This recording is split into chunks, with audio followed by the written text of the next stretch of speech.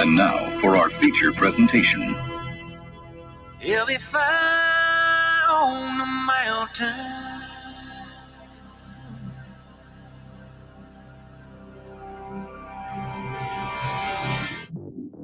JB and Darren on the JB and Goldwater Show. Line drive right field, base hit. South Carolina wins the College World Series. Watson, touchdown. Hunter Renfrow. He got him, and it's all over. Carolina rules the roost. They win the championship. And South Carolina has won the national championship. Cynical baseball team has done it again, but this time the Bulldogs beat one of the top teams in the country. They are giant killers. Get the ball to Bennett. He does.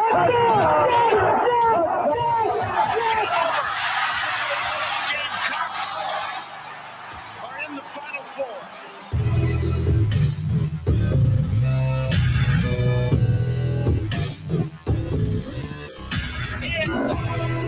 All right, greetings, and finally a good afternoon, and welcome aboard the JB and Goldwater Show, live, loud, and online, and today very proudly presented by iHelp Consulting. How can I help you? Ask yourself that question. If you're a business owner, save some money by going to iHelpConsulting.com, iHelpConsulting.com. Again, how can I help you? JB and Darren here till 2 o'clock today. We're finally back on the air. I'll tell you why in a minute. Hopefully you'll follow us on social media at JB and Goldwater and individually at Sports Media JB and at Darren Goldwater. The Share Healthcare chat lines are open. Jump in there. We'll make your comments public and put them on the air and fuss and discuss as we roll right along here this afternoon. And, of course, as always, make sure that you've downloaded the JB and Goldwater app. It is, we were off last week for Darren's travel, and then we were off this week for Darren's lack of travel as he tried to get home. Airports and airplanes these days are a little weird. But glad to have you back, bud. How was your trip? The trip was good. It was good to see family. It was good to see my sister and mom and aunt and uncle and my nephew, who's going to be 2 here in a little bit. I am a seasoned traveler. I like traveling. I've made that pretty well known. This was something different because A, I've got the 2 women in tow, and B, number one, we were going to come back Sunday, but some lingering effects of a car accident that was no one's fault that anyone here knows of. So sore back, we push it back a day. Then we're going to come back Monday, and I get a text at I don't know what time in the morning, 6:15. Basically, as we're getting ready to leave for the airport, that our flight's delayed and we're going to miss the connection. Not only that, the only connection we can get on from Atlanta home has 1 seat. So that's out. And even searching around for other airlines, that was out. So then we make it to a Tuesday flight, and I get a text at 4:30 in the morning that the Tuesday morning flight's been delayed. And at 5 o'clock in the morning, I'm on the phone making sure everything I've done online lines up, pushing back the connection. But we finally got home. We finally got to sleep, and we're right back in it today because now music lessons start again for our daughter, like 2:20. So Here we go again, right back into the rat race. Dude, yeah, that's one of the reasons I don't like flying. That is just one of the reasons why, because I can't control it, and I can't stand that. I'm glad you made it home. Yeah, we're back. Yeah, look, while you were gone, we had our hotel open here. Our last round of guests checked out just in time before 11 o'clock checkout before the fine hit their door on Monday morning. And then our next round checked in yesterday, and they're here till Sunday. So fun. We're a revolving door of guests right now. And I forgot that part because the back end of my story, which I have been conveniently just blocking out because of what's been going on, in 2 days, we have that coming in because the birthday party for our daughter is this weekend. Oh. Yeah, so my 2-day let's take a breath also includes what time is it? Because I have no idea. I guess it's 12. We're on the air, and then by the time I figure that out, we're bombarded with kids and people. Have a week. Life hits you fast. That's right. Well, we'll try to have as much fun as we can between noon and 2 o'clock today. That's for sure. We know we will when JC's here. He'll join us about 12:30 and stay as long as he wants to. We will go backwards. Everybody has clearly talked about the spring game since it happened for South Carolina, but we'll do it. You haven't heard our thoughts on it just yet. I'm not sure how much you saw, Darren. I of course saw it and really enjoyed what I saw for the Gamecocks. Really did, and I'll tell you why here in just a little bit. So we got JC coming up on all of that, and some more football. There's you're now into the quote unquote quiet period, which will lead into list season, and then that will lead into talking season, and then that will lead into pre-season. So the next few months, we know how it goes. All these lists are going to start coming out over the next few weeks, post spring top 25s and all this other jibber jabber, which will give you a better gauge, honestly, than the January list. But at the same time, we need to make sure that we keep in mind in all of college football that it's also about to be transfer season, as it has been so far at South Carolina, none of which has been surprising in the least, because you didn't have any choice. You're way over the scholarship numbers, and that's happening all over the place. So I'm going to get into that, no doubt about that, and we'll welcome your comments as we're starting to get them now here in the Share Healthcare chat line. So make sure that you chime in where you may. Darren, before we get there, though, we'll give you a quick college baseball roundup. The Clemson Tigers beat Georgia 8-4 last night to sweep the midweek series this year.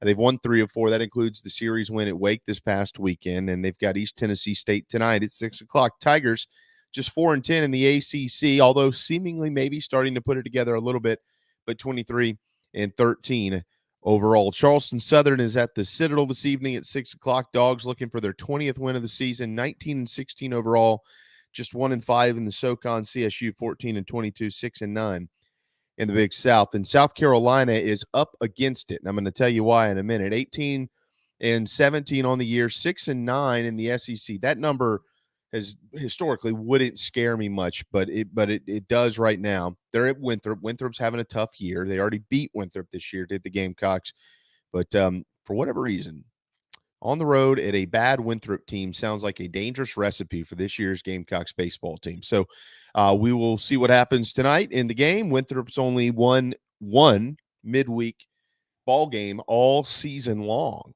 Carolina has to get a win. The latest projections are out. Now, these are always projections. There is a little bit more credibility, as all of you probably know, to college baseball projections than there are to many of the other ones that are out there. College baseball, because of the length of the season, takes a longer. And by the way, I really appreciate D1 baseball as they wait till the middle of the year to really start speculating in a lot of this. But it takes longer to kind of get in there, and then it takes longer to kind of slide out of there. There's more of a body of work type approach to this instead of game to game. Now, there are some teams that get down to game at the end of the year, certainly. But it's 50 some odd games compared to basketball, say 30 something. I mean, so your sample size, that's why it's harder to work your way in. But once you're in, it's harder to fall out for all the same reasons that it would be for basketball towards the end of the year. Yeah, that's exactly right. So it has, I just think it has a much better picture, a much clearer picture, so to speak. But in those latest projections, Darren, neither Clemson or South Carolina are in them to make the postseason. But there are 2 teams from the Palmetto State, according to D1 Baseball, in the field. Wofford and the College of Charleston. According to D1 Baseball, Wofford, a 3 seed in Statesboro, Georgia. And you're like, wait, Georgia Southern? Yeah, I'll tell you why here in just a second. And the College of Charleston, a projected 4 seed in Atlanta. Right now, the top 16 seeds, according to D1 Baseball, are 10 in order: Tennessee, Miami, Oregon State, Oklahoma State, Arkansas, Southern Miss, Oregon, Gonzaga. That rounds out the top 8, which means home field advantage throughout. And then 9 through 16, Stanford, Dallas Baptist, Notre Dame, Georgia Tech, Georgia, TCU, Virginia Tech, and Georgia Southern right now is a top 16 seed. Now, every year you get 14, 15, and 16. Those are the ones that are hanging by a thread generally, and things can change from week to week as to what's going to happen with them. Do they stay in the seed? Do they drop out? Whatever it is. But Clemson and Carolina both right now are not projected, and I think Clemson has one of those. Warren Nolan's got him at 37. Gamecocks are at 62. I personally think it is insulting to the Palmetto State to have those two premier programs even considering our quote-unquote RPI watching. It's insulting. That should never happen. It should never, ever come out of our mouths that we're paying attention to the RPI in college baseball for the Gamecocks or the Tigers. That's unacceptable. And I say that as a Gamecock fan for Clemson, and Clemson fans damn well agree with it. We know that. They've got a lot of work to do. For the Tigers, they got to get to 500 in the ACC. That's what they've got to do. Largely, they've taken care of their non-con. That's why they're 23-13. But they got to find a way to get to either 14-16 or 15-15. And so they got some ground to make up in the ACC, but maybe that Wake win, Darren, will kind of kick them into gear. But for South Carolina, they've got major work to do. And I'll just say this. You can't lose any more non-cons, and you're going to have to go 10-5 down the stretch in the SEC, period. They're 6-9. They're going to have to get to 16-14 because they've cost themselves with so many midweek losses. The sweep against Clemson, they don't have a choice now. They've got nice series wins, but they've been offset by so much inconsistency. And if they can get to 16 wins in the SEC and they take care of those other 4, they're solid in. They might even be knocking on the door as a 2 seed, but more than likely a 3 seed. Never in the history of the Southeastern Conference has a team that won 16 games in the league missed the postseason. So that won't happen. They got to get there. They got 10 to go. It's funny now. You can look back because of college baseball season being as long as it is, the same reason for, the conversation of who's in, who's out in an early projection. You can also start as you get to this point to look back towards the early season when the sweep at Clemson happened, obviously not at, but against. Obviously, it was disturbing for Carolina fans, but it was tough to know really what to make of that. Clemson was off to a blistering start. And then, South Carolina played well following up on that. So you didn't really know exactly what to make of it. But now you look back at the midweek losses that have been bad anyway. Combine that with the success in some of the SEC, and you can then start to circle back and say, well, hang on.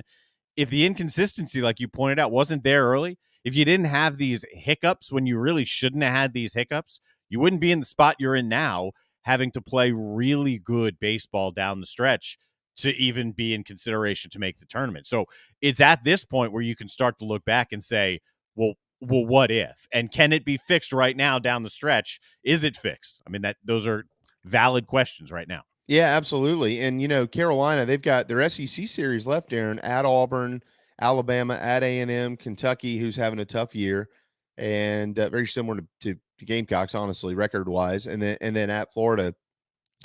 Great opportunities there starting this weekend on the Plains. Of course, don't want to discount Winthrop tonight. It's been a tough go midweek for Carolina throughout the season, especially against teams that aren't any good.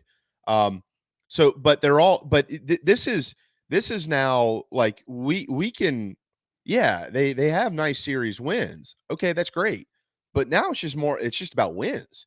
I mean, it's no longer about who's left on the schedule where you can get some brownie points by beating this team. That has nothing to do with it anymore. They have the brownie points. Texas is still a series win. I know that Vandy has slid a little bit, but Vandy's still Vandy. They're still a projected 2 seed, and they have every capability of popping back in there as a 1 seed. Ole Miss has definitely struggled. They've got a midweek win over North Carolina. I mean, they have enough. They have enough from the brownie point section. Now it's just about winning. Like, period. I mean, you just got to win games. I mean, there's no other way to describe this. So, but you got 15 left, and you got to play 660, 667, whatever you want to call it, baseball down the stretch in the league, and you got to play 100% baseball outside of it. You finish 32 and 22, no doubt you're in. Even if you go 2-Q in the conference tournament, you're going to be in there. But they're a long ways from that, and it's a shame. Here on April 20th, don't want to discount anything, and certainly don't want to bury those guys. I'm not trying to do that, but I'm saying what they know inside of that locker room. You should never be on April 20th going, oh my God, we've got to play exceptional down the stretch just to sniff the tournament. It should be more along the lines of, if we play like this, we're going to lock up a top 8 national seed or a top 16 national seed or whatever it is. Right now, it's tough to look at. Leighton points out a good thing here in our Share Healthcare chat line. Going to have to win on the road. It's been an issue all year. So now there's going to be a test right here. You're going to have 4 of those games in the next, 5 days, because you're on the road at Auburn. You're on the road at Winthrop. By the way, I don't know if the sun delay, I'm not sure exactly what time the game starts, if the sun delay will be a part of tonight's game, but that's always an issue when you're playing at Winthrop. But it's a good point. The sample size, by the way, this week. Can the team start playing better on the road? Yeah, 6:00 first pitch. You've called games there. Mm-hmm. Hate it.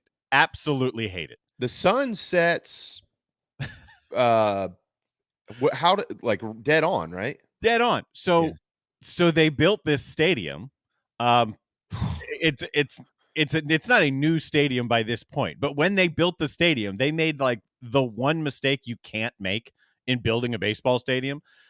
When you are at the plate, you're looking at the mound. The mound is dead west of your vision. The sun sets directly behind the wall. So they've had trees there. They've extended the center field wall, but it doesn't matter because once it gets down close, it's blinding. And there will be a sun delay. I'm not sure if it's, before daylight savings, after, both, but it's an inevitable sun delay. You cannot see, and it's delayed until you can see again. It's awful. It's awful. That's like bonehead of the week type, bonehead of the year type stuff. That should never happen. No. Ever. Like, that's the first thing you do is you gauge the sun as to where it's going to set to build the ballpark. Mm-hmm. I mean, that's just ridiculous. Mm-hmm. Well, hopefully they don't. That doesn't happen. Robbie, hey Robbie, what's up, man? He said we get a sun delay here in Tigerville, which is North Greenville, every now and then, depending on when we play. And that should never happen either. Now, with that said, sometimes you got to do what you got to do. This might be the only plot of land, and that might be the only way to build the ballpark, I guess. And you just got to build it and deal with it. But if you can avoid that, avoid that. For sure. That's yucky. So that's where we stand in college baseball. Again, we'll keep our eyes peeled. And then this weekend, it's another big weekend for both the Tigers and the Gamecocks. As I mentioned, Carolina's on the plains at Auburn. Clemson, they will host Florida State this weekend, who has slid as well over the last few weeks. They've had a tough go of it. Another opportunity for Clemson. Shoot, if they can get a sweep, they're within 3 games of 500 in ACC play. So Monty trying to get them up and get them going. And this too, just to kind of tag on to that. This was just, it's crazy. Carolina fans, and I hear you and I agree with you. I get it. They're frustrated because there haven't been any 40-win seasons since Coach Holbert got them to 46 wins, his second to last year, and into the Super Regional back in 2016. Since they made the World Series in 2012, there have only been 3 Super Regional appearances, 2013, 2016, and 2018 in Coach Kingston's first year in Fayetteville. Clemson hasn't been in a Super Regional since they went to the World Series in 2010. That's just that. What? Like, what's going? These 2 teams have combined for 3 Super Regional appearances since since 2013, because the Gamecocks made it every year. That doesn't, it just, I don't know, man. Something's missing in that conversation. It's missing in the state. It's how you started the whole baseball conversation, going through the projections and saying that it should never be this way. And that's why both fan bases, we've got a good Clemson baseball fan who chimes in pretty regularly. That's why both fan bases are concerned. Let's put it that way. Sure. And rightfully so, because I've been here for 20 years now, living down in the state, and there's one constant. It used to be Clemson and Carolina baseball are going to be really good, and that's going to carry you from a sort of dead period in sports almost up until you can really start to talk about football season. Talking season. Yeah. Get but you it's to the not happening. Well, I used to never allow any plans to be made in the first 3 weeks of June ever. I never did that. Because I didn't know, but what I didn't want to do was be on a cruise somewhere while Carolina was in Omaha. So, you never did that. Now, no one really thinks too much about it because it's just been a struggle. And when you talk about the expectations too of both programs, and I lump both Clemson and South Carolina in here. The Gamecocks, at least the fan base, I think largely has a higher expectation simply because Carolina's played in 6 national championships and won 2 of them. Clemson's never played for a national championship in baseball, so there's a little bit of a difference there, but I think that those who say the expectation is to go to Omaha every year, it's I hear you. I don't agree. It's okay. Like, I get it. I think the expectation, though, always is the super regional. Mm-hmm. And the reason that I say that is because Carolina, like, it shouldn't even be talked about whether you're going to be in the postseason or not. So if you're in the postseason, you are in a regional. So the expectation should be the super. Now, whether you get out of it or not, you're not going to get out of some. But for Clemson, too, I mean, that should be the expectation. You should be one of the final 16 teams playing every single year. You're going to miss it sometimes. You're going to get eliminated in a regional. That's going to happen. But the expectation should be, in my opinion, the super, because it was for so long. You want your goals, and that's what we're saying here with expectations. You want your goals to be something to shoot for, not what should be commonplace. And they change. Bingo. A sliding scale, right? Dawn Staley, the expectation this year was national championship because it's a sliding scale. It's a much different expectation for that team. It's very fair to say we should be in the playoffs in the postseason every year. And our expectation, our goal is to give ourselves a fighting chance for Omaha. So sometimes you do it, sometimes you don't, but it's very fair for programs of that stature to say, this is the goal. Yeah. Can we get there? Because you got to have something to shoot for. No doubt. 12:22 on a gorgeous Wednesday afternoon. This week is going to be beautiful weather-wise. Hope you all get to enjoy it. Last night it was pretty neat in L.A. between the Braves and the Dodgers. Braves split the series with a 3-1 victory. Kenley Jansen got the save, and he got Freddie Freeman out to end the ball game, which was pretty neat there with those two swapping jerseys. Matt Olson and Freddie Freeman combined to go 0 for 8 with 4 strikeouts in the game. It's 2 first basemen that have both put on the Braves uniform. Braves trying to get things going. Offensively, they've been pretty hit or miss so far this year, but win last night maybe will propel them to a series win today in L.A., a 3:10 first pitch out there. Charlie Morton will get the ball for Atlanta. Tony Gonsolin will get it for the Los Angeles Dodgers. So that is a premier series in Major League Baseball right now. Elsewhere, kind of around the league, which I haven't kept up with it a ton, Darren. I'm not sure how much you have. I know that you've kept up with the Washington Nationals, though, who are tied with the Braves at 6 and 7 in second place so far. So they're holding their own. Both of them are staring up at the New York Mets, who are 9 and 3, and that is the best record in Major League Baseball. The Mets are scary right now. Scherzer had a no-hitter. I think he was perfect through 5 yesterday. Remember, DeGrom isn't pitching, and their starters right now have some absurdly low ERA. The Mets right now are the team that Steve Cohen put together and kind of like that in the back room and said, maybe. And the fact that DeGrom's not there and they're 9 and 3 and playing like the best team in baseball, that is scary. The Nationals sit at the record they sit at because they took a doubleheader from Arizona yesterday, who was not very good. But I've been doing my best to stay up with it. I'll get more into it as it moves along. I'm kind of in that process right now of settling down. That's what I did last night when we finally got home and I sat on the couch. I just turned on the big inning thing, the part of the app that allows you to just have the whip around coverage. And I just sat back and enjoyed it until my body decided it was time to go to sleep. Yeah. It's so early in the year. Who knows how it's going to work out, but there are early whispers that you could see that New York Subway Series this year again. We'll see. I mean, it's been, what was that, 99 last time that happened? 99, right? 98, 99. I'm not sure. I trust you. I mean, so I'll go with either 98 or 99. By the way, stinks for JP Sears. He gets his first win in relief, and then they boot him to AAA. Yeah, I know. He looks really good. I mean, he looks really good. Clark Schmidt looks really good. Palmetto State is heavily represented in that New York pitching staff. Jordan Montgomery, Clark Schmidt, JP Sears. JP Sears looks good. And I saw one of his interviews. He sounds like a big leaguer. Yeah. And that's neat. That is really neat to see. So congratulations to all of those guys. One other quick side note in Major League Baseball, because I'm anxious to see whether this is going to come to fruition or not down the stretch here.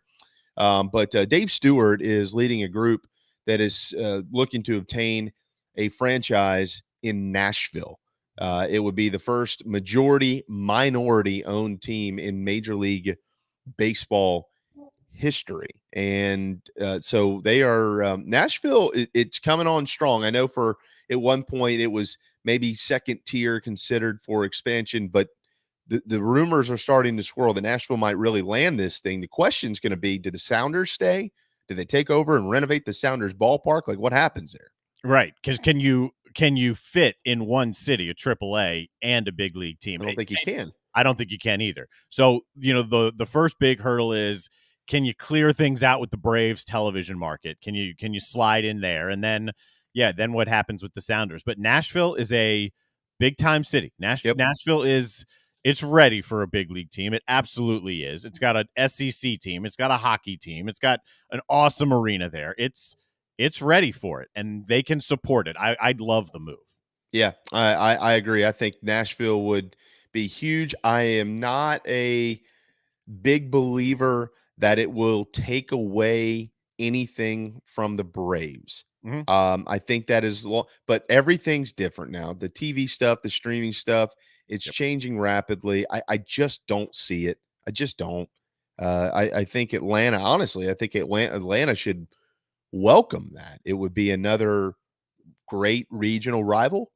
And I'll be honest with you. I think what would happen is if the Braves played in Nashville, you'd see a lot of Braves fans there, is what you would find. Because they're there now. Yeah. Because that's part of the fan base that's there right now. So that would be part of the Braves sphere that eventually, I'm a good example, grew up a Pirates fan, got a National League team in DC, and I jumped ship. So that's part of the fear. But yeah, I mean, whoever comes in there is fighting to take Braves fans away, because that's predominantly the fandom in Nashville. I mean, dude, when teams like the Mets and the Yankees and the Red Sox play in Atlanta, you know how many Red Sox and Yankee fans and stuff are there? I mean, it's crazy. It's ridiculous. I mean, they're there everywhere. I'm not sure that I would, and I get it. They're worried more about TV rights, and I understand that, but I'm not sure what are you changing? I can't even get the Braves here. They're 5 hours away from me. I mean, what market are they losing? I don't think they're fix that. Yeah, I don't think they're losing a market, are they? They need to gain a couple of markets before they lose one. Mm-hmm. So I'm not sure. All right, before we run, have you seen what's going on in Rock Hill?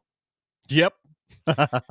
Not good. And I don't know who's lying. It seems to be the city of Rock Hill, or somebody somewhere just screwed up, and they're trying to figure out a way to fix it. So they're playing PR police until that's done. But right now, you got about 250 acres of somewhat built land that just is going to sit there because the Panthers have put the kaput on this thing due to funds not received from the city of Rock Hill via, I guess, cash or bond payments. I'm not exactly sure. I don't know how this is going to unfold. I got a feeling a lawsuit's probably in the works here, because it's not like the Panthers can just pack up and move it somewhere else. They've already started construction, so they're going to stop it until they get their money. This is wild. Yeah. I don't know who's wrong or right. I can't point the finger at anybody, but it's a disaster. My first reaction when I saw the story was, well, this never really sat right with me anyway. Then, after reading the story and reading kind of an opinion piece about it as well, the point was the issue at odds here doesn't seem like it's at a complete and total impasse. It looks like what's happening here is positioning, really, from both sides, more the Panthers at the moment, but it's positioning here to make sure that both sides eventually get what they want so that they can move forward. I still don't think I get what they're trying to do, but it's a North Carolina team. So that's always been the way that I've felt. But my guess is that eventually they figure this out and it does move forward. Yeah, I mean, I get it. I get what they're trying to do. We've long said that around here. I've said the same thing. I mean, I pay attention to the Panthers, but I've never felt like they were my team in any way, shape, or form. I know there's some people that do. Panthers fans are not plentiful until they're winning. If they're in the postseason, you look around, there's Panthers fans everywhere. When they're not in the postseason, I don't ever see them. Mm-hmm. So outside of my aunt, but she lived in Charlotte when the Panthers started. So yeah. One of my good friends is a Panther fan, but that's my one Panther fan friend. Yeah, I don't have any more. That's a disaster up there. I'll be anxious to follow along and see how it all unfolds. 12:30 here on a Wednesday afternoon, April the 20th. It is flat out gorgeous outside. So hopefully you're listening to us somewhere outside of your own home or office. Get out there and eat some lunch if you can. When we return, I don't know what the weather's like in Chicago, Illinois, but I doubt it looks like this. Nonetheless, JC Shurburtt, the owner of the Big Spur, will join us. Plenty of Gamecock football is on the way, including our thoughts and more on Spencer Rattler right here on the JB and Goldwater Show.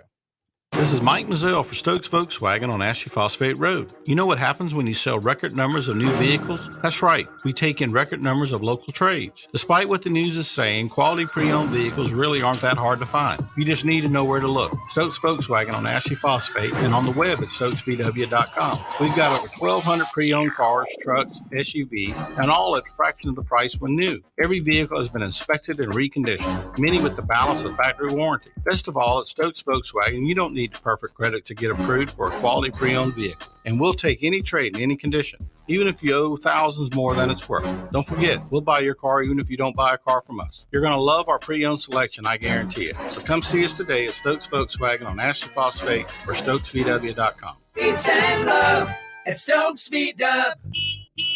Negative trade equity financed a new loan subject to lender approval. People don't like to get stuck in traffic, stuck in the mud, stuck at work. And two others you probably don't think much about, stuck with a big medical bill or stuck with a healthcare program that doesn't fit who you are. Experience true medical freedom with Share Healthcare. More affordable, more options, user-friendly, and biblically sound. You can join right now. Explore a new way to show you care with Share Healthcare. Join us today at sharehealthcare.com. sharehealthcare.com. Wando Power Equipment, the trusted home of Hustler zero-turn residential and commercial mowers. There is nobody more trusted in South Carolina than our friends from Wando Power Equipment. They've been providing elite commercial and residential service for over 30 years. Landscape Services have turned to their selection of Hustler zero-turn mowers like the Raptor. Bigger, stronger, faster, and the most durable Raptor Hustler has ever designed. Located on Daniel Island and online at wandopower.com. Wando Power Equipment, owned by the Price family, the home of Hustler zero-turn mowers, rentals, service, and specializing in family and friendship. It's the best time of the year on the sports calendar, and there's no better place to soak it all in than your spring headquarters. Dog and Duck, with 3 area locations in Bell Hall, Park West, and Clemens Ferry Road.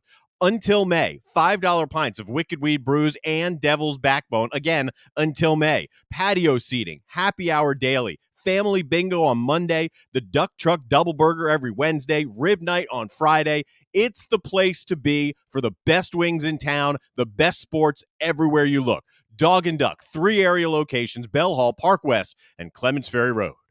Motley Rice LLC is a law firm with international reach, but it hasn't lost its Carolina roots. The Motley Rice team fights every day for people harmed by products including asbestos and talc exposure, medical drugs and devices, and also catastrophic injuries and auto recalls, including dangerous Takata airbags. Motley Rice is headquartered in Mount Pleasant at 28 Bridgeside Boulevard. Visit motleyrice.com. Thank you, Motley Rice, for supporting the JB and Goldwater Show and the Big Gamecock Preview Show. Your online radio. The new online radio that makes you happy. I got honey bees on my screen door. I got a little buzz in my head. So.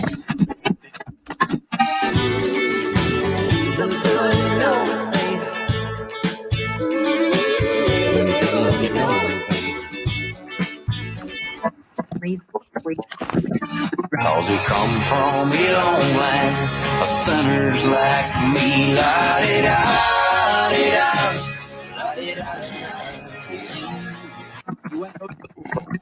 You were listening to the JB and Goldwater Show, live, loud, and online. Don't cry for me when I'm gone. Just put a quarter in the jukebox and sing me back home. 12:34 Wednesday afternoon. Welcome back. The JB and Goldwater Show today, brought to you in part by iHelp Consulting. How can I help you? Ask yourself that question. If you own a business and you want to save some money, it's easy. iHelpConsulting.com doesn't cost you a penny for the consult. iHelpConsulting.com. We consult JC Shurburtt every week on something or some things to do with the Gamecocks this week, largely football. We're glad to have you back. We actually haven't been on the air since you were on the air last Wednesday. So, what's up? I had no idea. How do you start? Well, Darren, I've got things going on between, during this time, other days of the week, so I don't get to listen. That stinks. Yeah, it's okay. Yeah. They put Darren on the wrong flight. The circumstances were worse than not being on the air. We were supposed to come back Sunday, then Monday. Then Monday got delayed and couldn't make the connection. So then Tuesday. Then I'm up at 5 a.m. Tuesday, LA time, to change another connection because the first flight's been delayed. Yeah, it's been remember last week I was saying I'm a seasoned traveler and everything's going to be fine? Yeah, sure. Not really, huh? Nope. Now I got that song "I Am," I Said by Neil Diamond in my head. LA is fine. The sun shines most of the time. Well, the feeling is laid back. The travel gods, Darren, heard your comments and they said, "Oh yeah, okay." Were you able to celebrate not wearing a mask on your way home, or are you? So you want one perk of it. Had we come back on either of the first two scheduled attempts, it would have been mask up. But because it got pushed to Tuesday, we were one of the first. So yeah. Well, that's history, man. That's right. History. You can tell your grandkids about that. Yeah. So yeah, that happened too. Well, we're all here today, so that's the good news. JC, a lot to get into with the spring game. It was a spring game I thoroughly enjoyed for the first time in a while. Honestly, it was a football game, and no major injuries, at least that we're aware of. So we're going to talk a lot about that. Before we get to what happened in the game, the quarterbacks and beyond, let's talk about some of the transfer news, and we'll just lead off with attendance gate. I'm not exactly sure. You don't hear me often criticize the University of South Carolina over something so stupid. I leave that for message board fodder and Twitter warriors. But I don't know who got the authority to release the 20,000 figure, but whoever did should not have authority to release anything again for a while. That was it was way more than 20,000. I haven't been able to uncover who it was, and I don't think I want to know. Like, no. If it were some lower level person, I'd probably fire them. Let's say Steve Fink. He's been there long enough. He's got a lot of tenure. He's a great guy. He's been good to everybody I know and myself over the years. He's first class. If Steve made that mistake, we'll let it ride. Yeah. But if it's some intern, because he didn't make any mistakes, generally. If it's someone that's dispensable, I would definitely have a head. Oh, I would have a scalpel. Well, hey, look, and let me hold on. There's been no correction. I mean, no, let me get your thought on this, your comment on this, because I have seen it too, where they're like, well, who really cares? Well, it does matter. It actually does matter. Why do you think it matters? Before I guess chime in my comments, this does matter, getting this figure right, especially if it's a good number. Yeah, because it's all right. It was a great weekend. It was really flawless, to be honest with you, because everything. Well, there was some kind of issue in one of the premium seating areas. That's somebody's got to get a hold of these security folks at the different venues, but that's a different story as well. But it was a flawless weekend. The weather held off.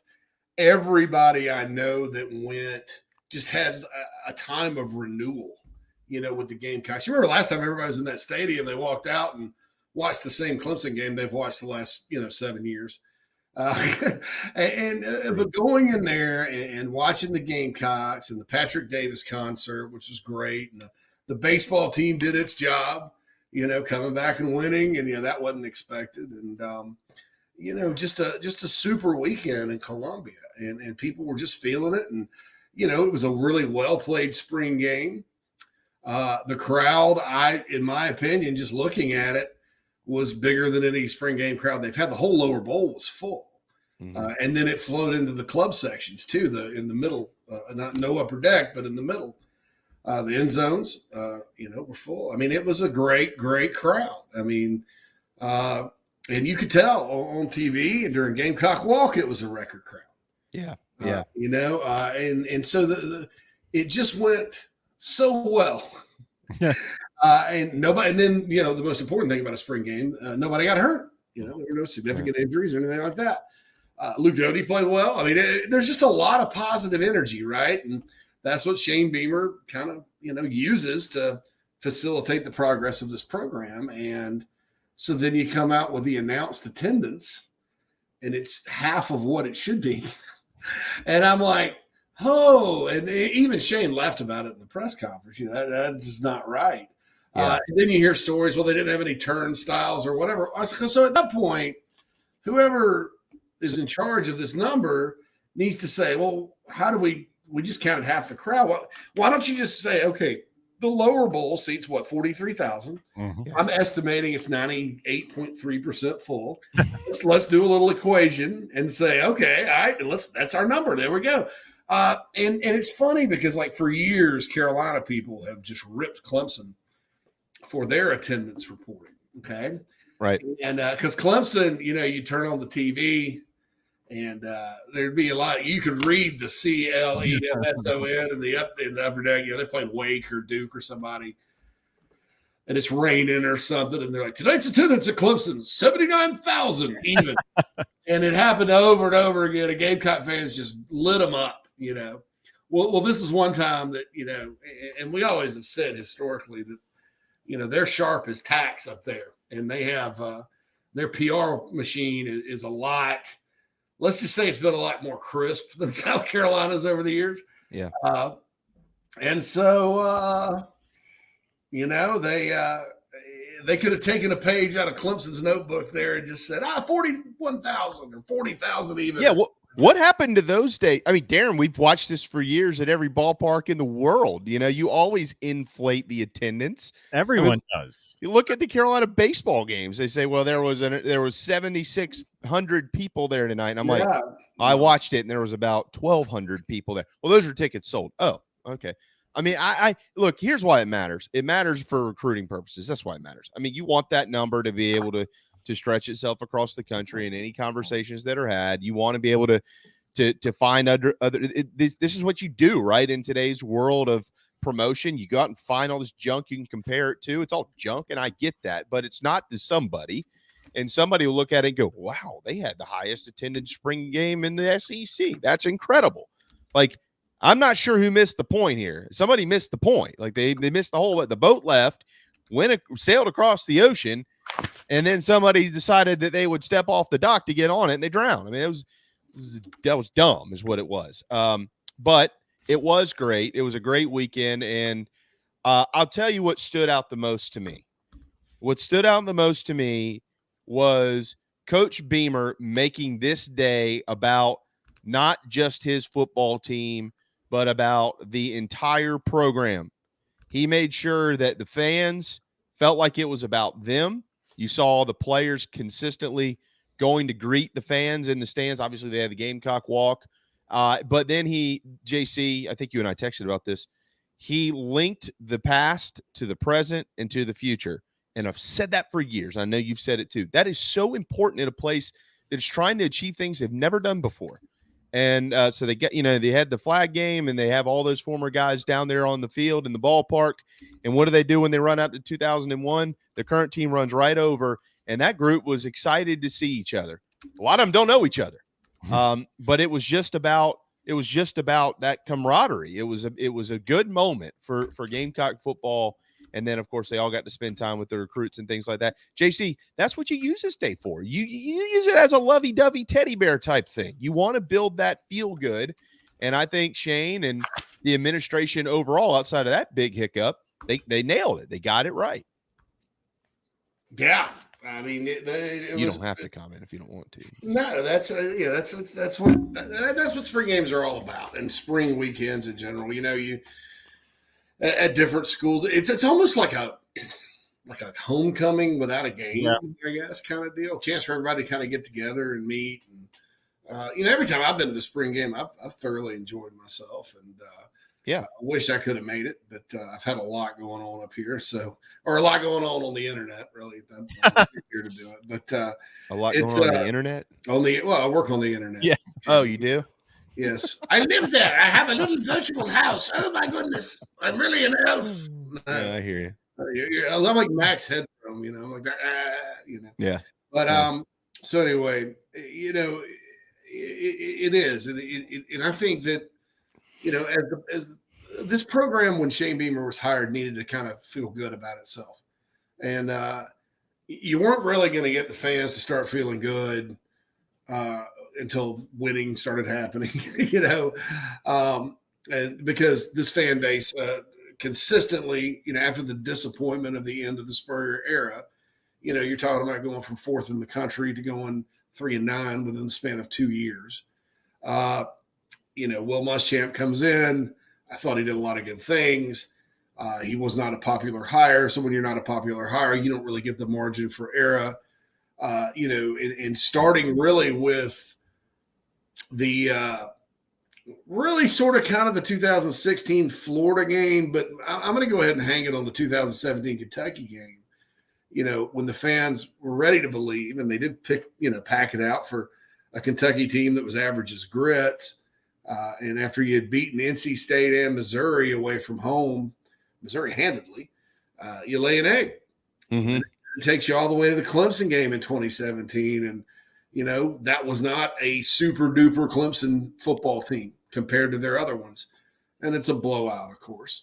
And then you have the big win in the Outback Bowl against Michigan. And so all offseason you're talking about, the Georgia game. Everybody's got it circled.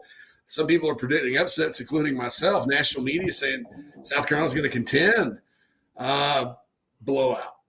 Right. Then you blow the lead and down at the Swamp, 2018. You're up 31-14. Everybody's like, wow, this is great. They've turned it around, and then blowout. And then they sold all their tickets for the Belk Bowl against Virginia. Gamecock fans showed up. It wasn't the ideal bowl, but they showed up, got shut out. But got shut out after putting up 600 yards of total offense against the Tigers, the national champs. Yep. Weeks before, right. And even though, and they were just missing Debo, it wasn't like they were missing everybody else. And so the rug, the North Carolina loss, they finally, they beat Georgia in 19.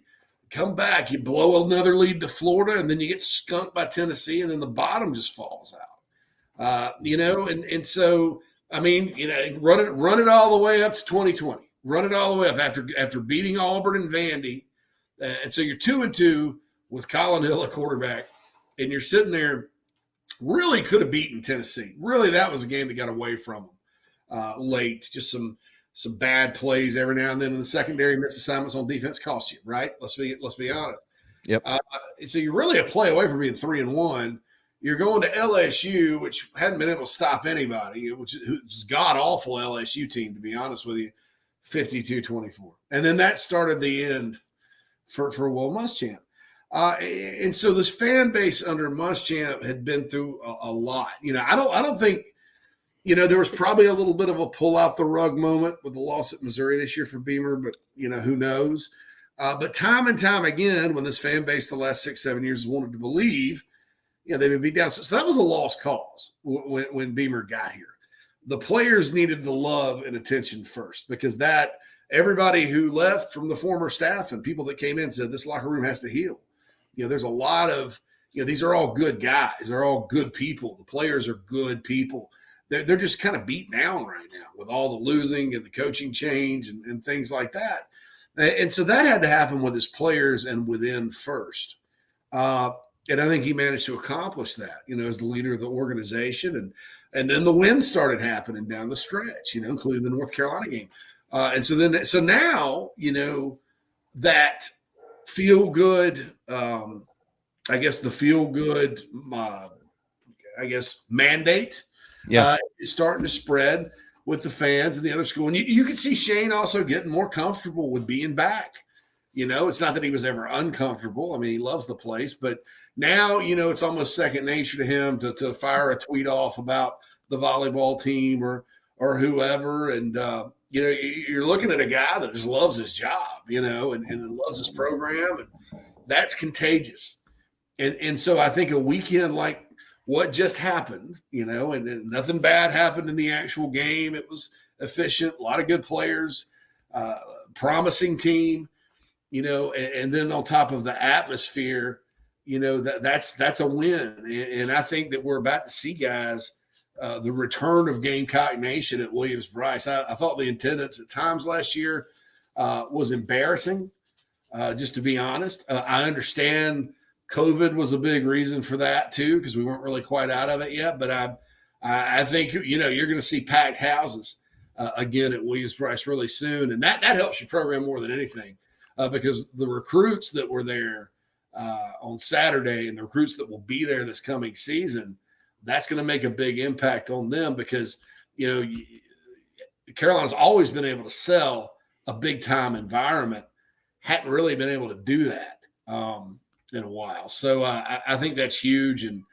I think that's kind of one of those intangible things that will have tangible results down the road.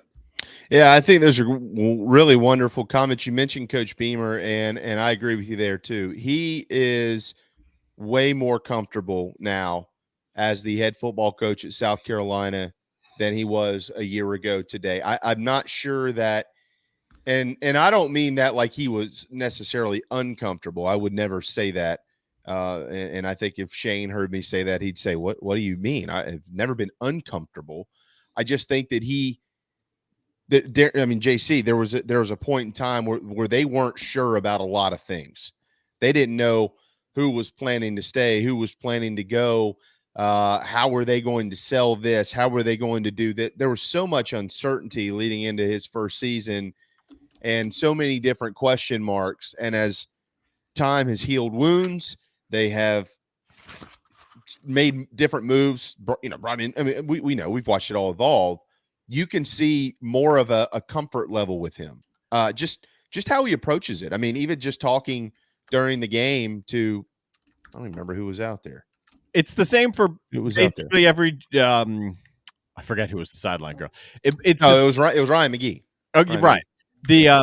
It's the same for every job, right? Because first year on, even if it's the perfect fit for you, you're learning. You're learning as you go, and you're learning what has worked. You're learning what tweaks you're going to make that's going to help you kind of blend your stuff with what has worked and what new things to do. So it's only natural. And now in a much more front-facing position, like the head coach of an SEC team, you're seeing it more. But I think it's pretty natural that if you're in a job you're comfortable in, year one, you're kind of feeling it out. Year two, you should be feeling, especially after a good year one, you should be feeling all right.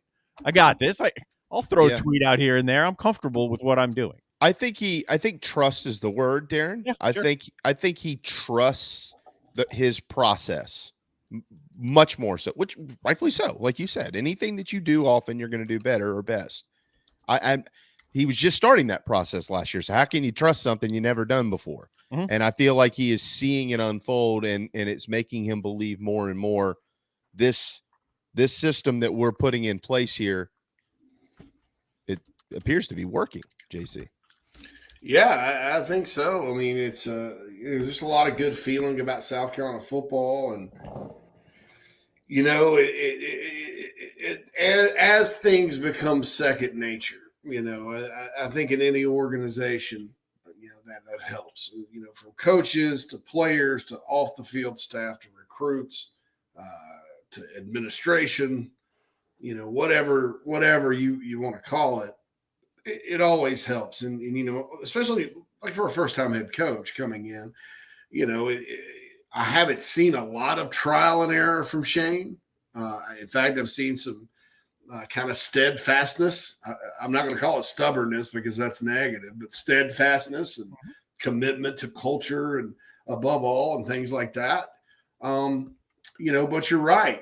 Sometimes when you come in and the season kind of smacks you in the face, and they had a lot to deal with when they got here with being off the road for recruiting because of COVID, not really having but half of a cycle and having to fill spots and, all that good stuff, and injuries to quarterbacks and all the things that happened during the season. They got hit with a lot of adversity. And that was the whole thing during last offseason that we kept talking about here is, well, they hadn't faced any adversity yet. And I think they handled it well. They overcame. I mean, it's not necessarily a predictor of the entire Beamer era, because we've seen coaches start off really well here. Brad Scott and Will Muschamp, both their first years were rousing successes, compared to the expectations. Muschamp's second year was really good. But, I do think that when you look at sort of, the intangible things that you need these days in college football to have a success. I mean, kids, this isn't the 90s. This isn't the mid 2000s with kids these days. This generation, I guess Generation Z, right? Is that what they call it? I don't know what it is now. We've run out of letters. All these folks grew up with phones in their hands and access to the internet 24 hours a day. They are actually more educated about the world and how things work, depending on their interest level. Because I've learned that if they're not interested in something, they just don't pay attention to it. Right. But whatever they're interested in, a lot of these guys. So they're not really. They don't really have time for fake. They don't really have time for fake stuff.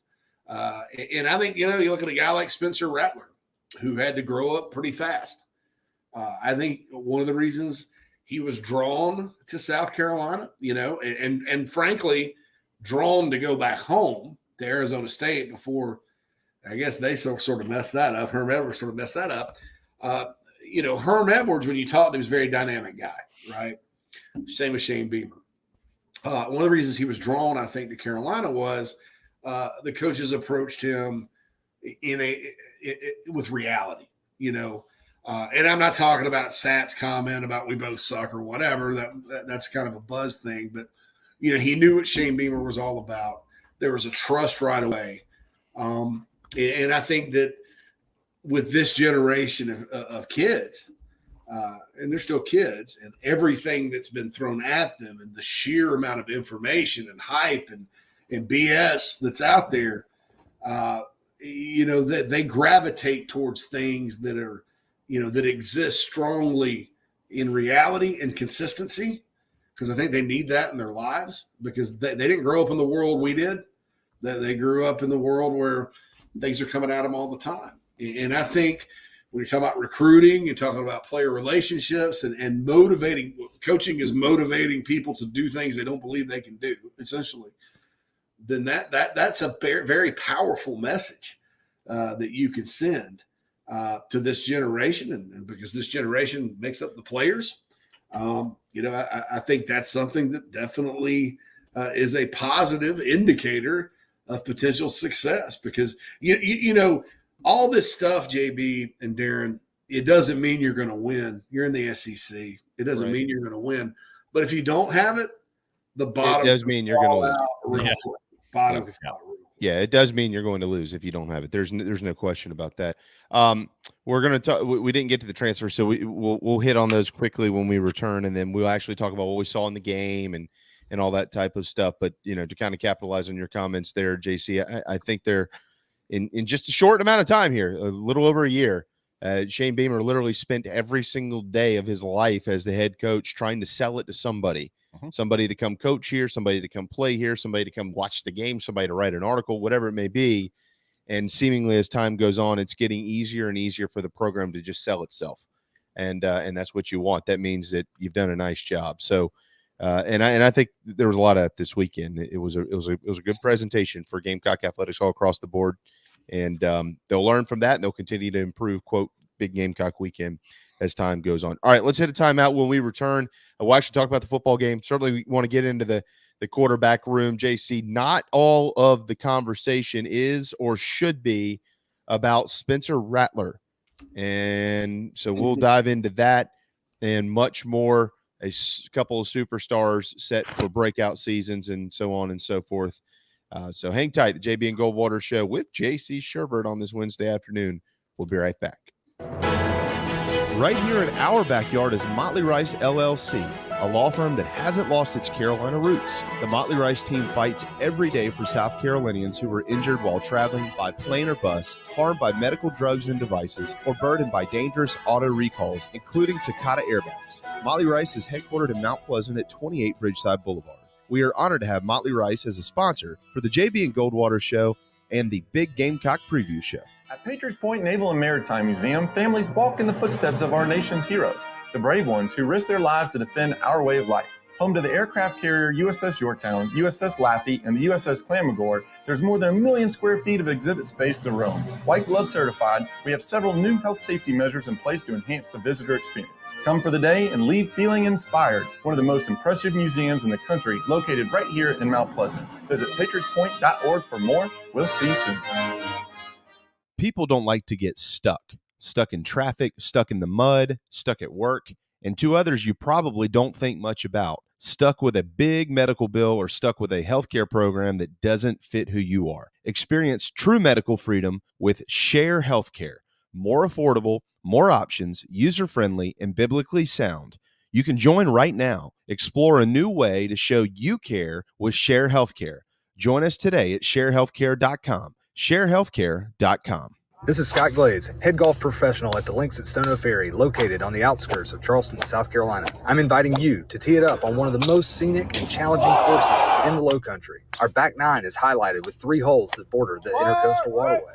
Visit stonoferrygolf.com to book tee times and discover all that Stono Ferry has to offer. The Links at Stono Ferry is a former South Carolina Golf Course of the Year and is also home to the College of Charleston men's and women's golf teams. Come see us. We would love to have you. stonoferrygolf.com. Family vacations, a new car, a new boat, all cost money, but you don't necessarily have to make more to afford any of that if you can save cash that's flying out the window now. iHelp Consulting can help you finally get the kids to Disney World, upgrade the minivan, or drop that new boat in the water next summer. Let Daniel and iHelp Consulting consult with you. No fees, just savings. You pay them a percentage of those savings. Save on essential services, credit card fees, you name it. Let them find it. These folks are incredible. iHelpConsulting.com. How can I help you? Hi, I'm Chris Half, Public Information Officer at the Patriots Point Naval and Maritime Museum. We're home of the mighty USS Yorktown, USS Laffey, Clamagore, and Vietnam experience. And we're a proud partner of the JB and Goldwater Show. We invite you and your family to come see us and enjoy a day on Charleston Harbor. Visit patriotspoint.org for more information. And now, it is my honor to present the National Anthem.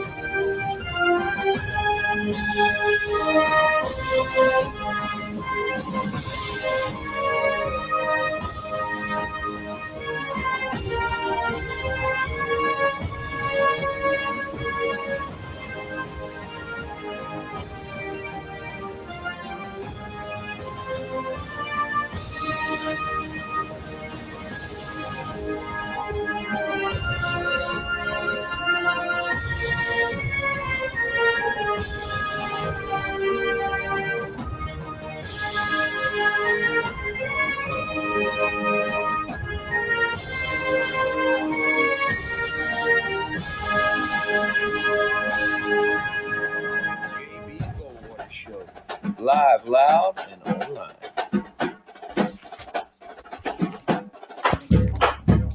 It is the final hour. Hump Day.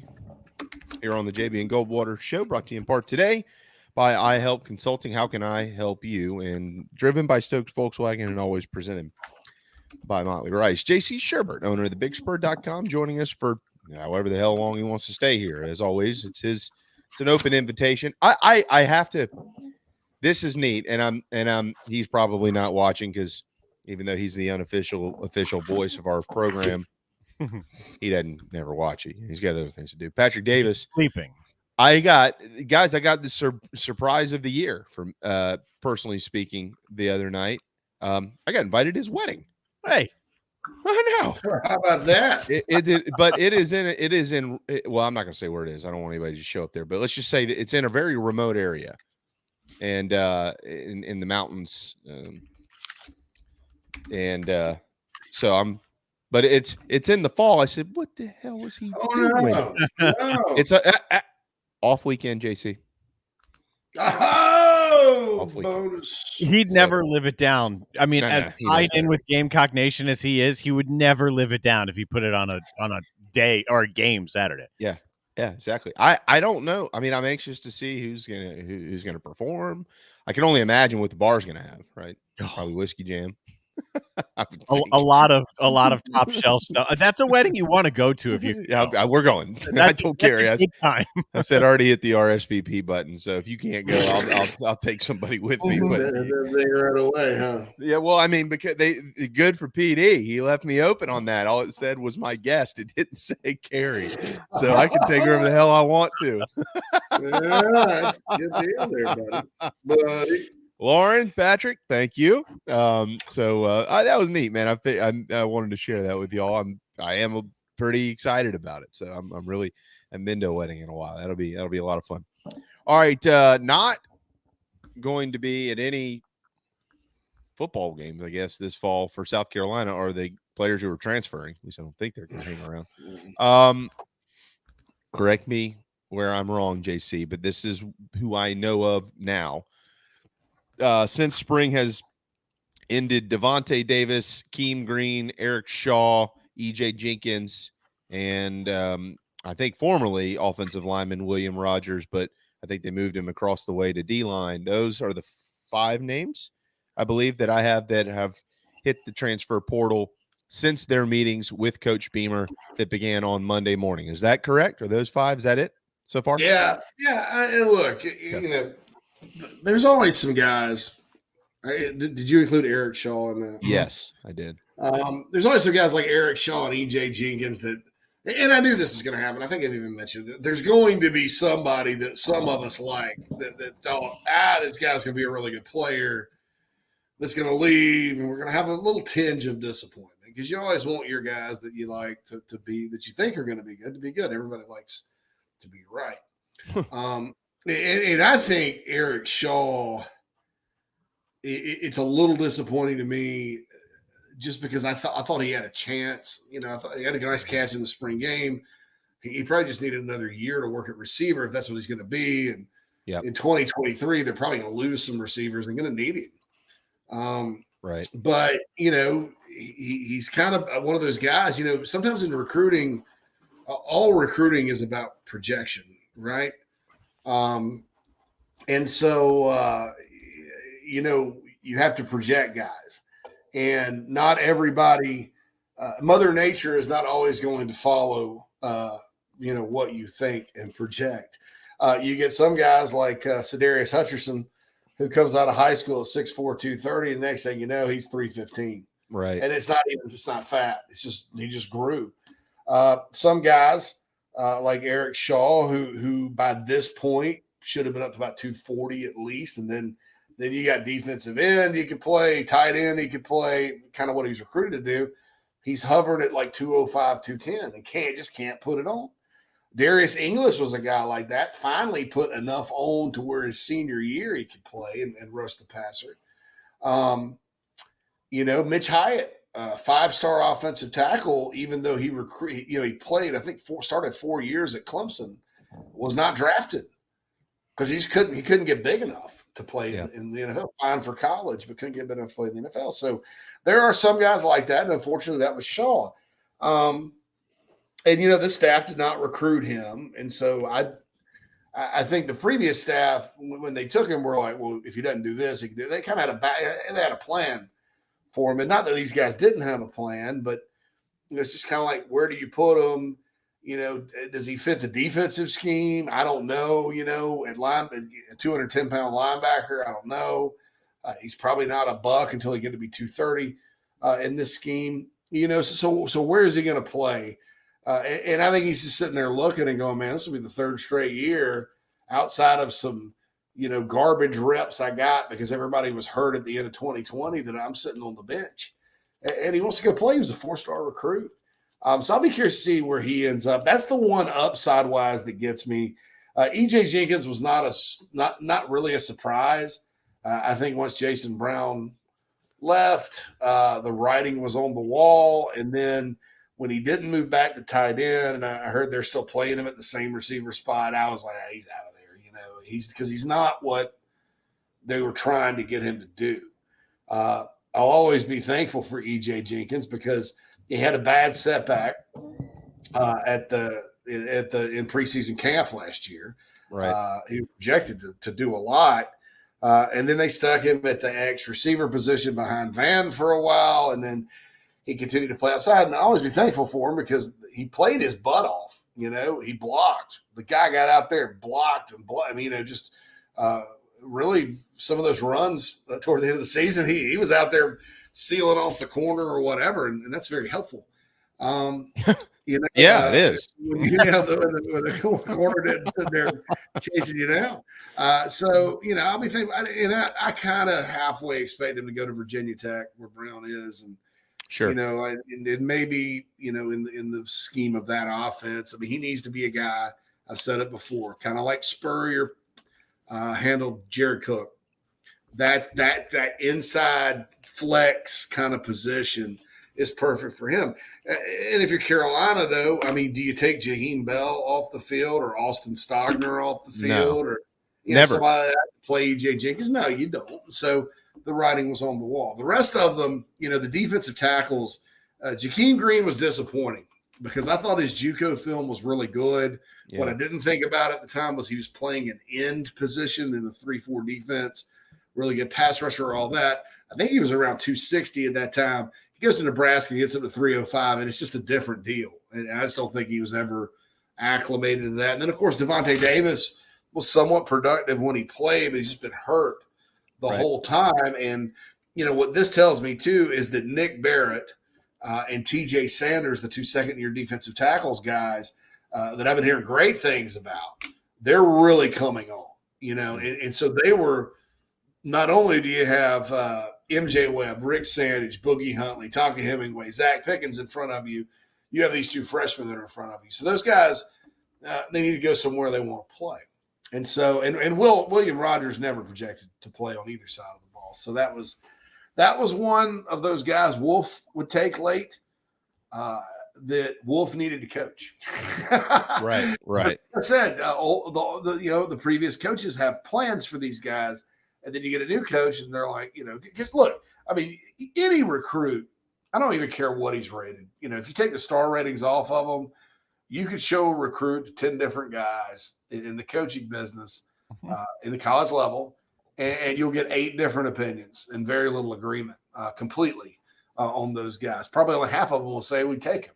Yep. Now, if they're highly rated, sometimes that psychology even – coaches are kind of like everybody. They're like, well, what am I not seeing? Oh, yeah, I'd take him. But in their gut, they know. And so I think Will Rogers' only shot to play here was probably if Wolf had stayed, and he didn't. So away you go. And he's probably needs to go somewhere he can play. And so there's going to be more, I promise, moving forward. So that's they still have numbers they have to get under. So that's and none of this was a surprise. And unfortunately, you're going to have a headline come around by, one of these places Saturday down south or somebody, an aggregator that wants a big flashy headline that says South Carolina's lost double-digit players in the portal. Right. Well, how many in the 2D off the 2D? None. Well, and without giving scholarship numbers. Yeah, I mean, and I bet you they won't even mention that. I'm waiting for that story to come, and it will. Just wait. I'm waiting. I was expecting a similar type of story, I don't know, right around now, right? It's 5 at this point, and that number can kind of jump, but it hasn't happened yet. Yeah, and it will. I believe, am I wrong about this? But Monday, I think through basically today, maybe depending on schedules, trickling throughout the week. But this week, Coach Beamer is meeting with every player. And everyone on the roster. I mean, if you're a walk-on, if you're anything, it doesn't matter. He's going to meet with you about where you are in the program, what your role is, what it's going to be, all those type things, and then help you make the best decision for you or leave that ball in your court to make whatever decision you feel is best. So, I mean, over the next JC, I mean, some guys are going to take some time to process this, figure out what they want to do. But I would say over the next week or so, you'll see. You'll probably see that number almost double, maybe. And I'll say this: the walk-ons, I thought played extremely well in the spring game. I just want to give a shout out to all those guys. Everybody from Helfrich to Mangrum to Colasaro. I mean, how many guys from Chapman High School have walked on at Carolina that are playing? Well, there's another one coming, DJ Black, this summer. But I want to say that their plan for the walk-on program at Carolina, Steve Spurrier Jr. could say they had a great walk-on program all they wanted. It was probably just because they messed up on so many scholarship guys. The idea of going and getting some of these a lot of these in-state guys that would probably be playing, on another level under maybe normal circumstances, not COVID or whatever. But the idea of going and getting these guys is good, because these are the guys that have gone to Furman, and these are the guys that have gone to Charleston Southern and Citadel and Georgia Southern and or I don't want to say Georgia Southern right now because they're FBS, but Mercer, places like that from South Carolina that played well. Some of them ended up in the NFL. But because you're able to kind of take more care of your walk-ons now, especially with that the academic reward money that you're able to pay guys on your roster, sure. Sometimes financially it ends up being, just as easy to go to USC and you get a shot at the big time. And, Virginia Tech had a great walk-on program. So I'm not surprised at the quality of player that the Gamecocks have gotten. And, it wouldn't surprise me at all at some point if one or two of these guys saw the field.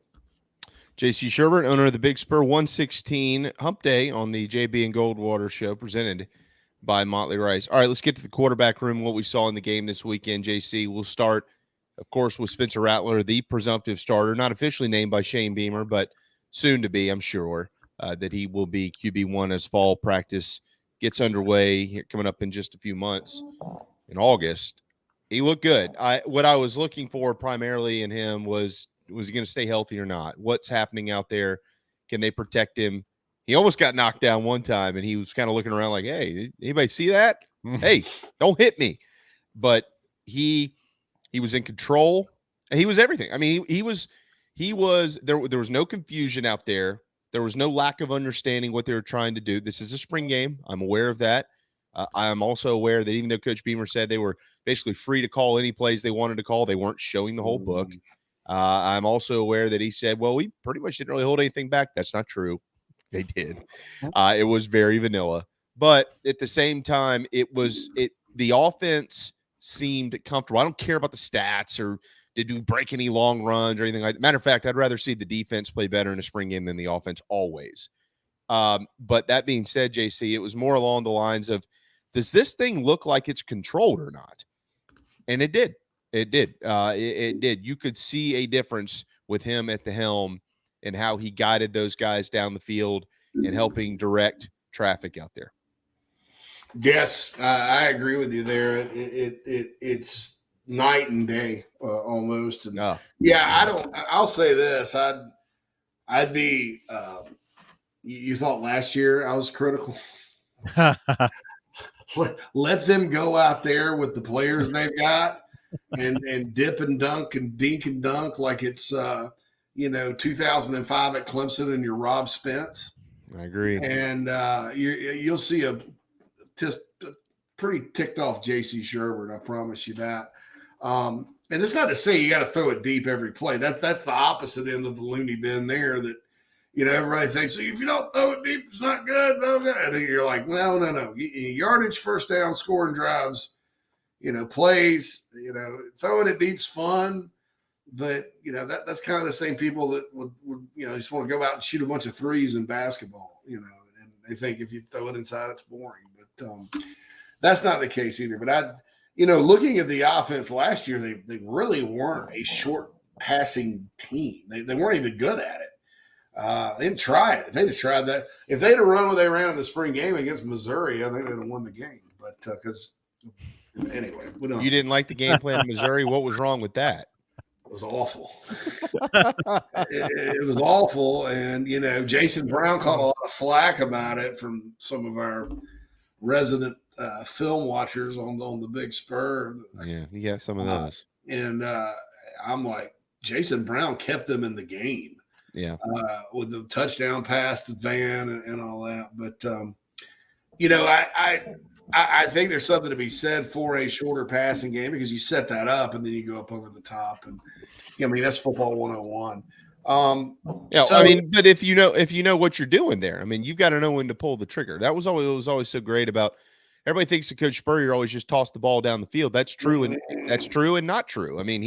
There were times where they did when he knew they could, but there were plenty of games when they did not. But he knew when to pull the trigger, and that's a big key in this. Oh yeah, he'd get you with little steamers or whatever, and then he'd go Mills, and Mills was named after Ernie Mills. It was a deep shot, and right cross. So the cross and.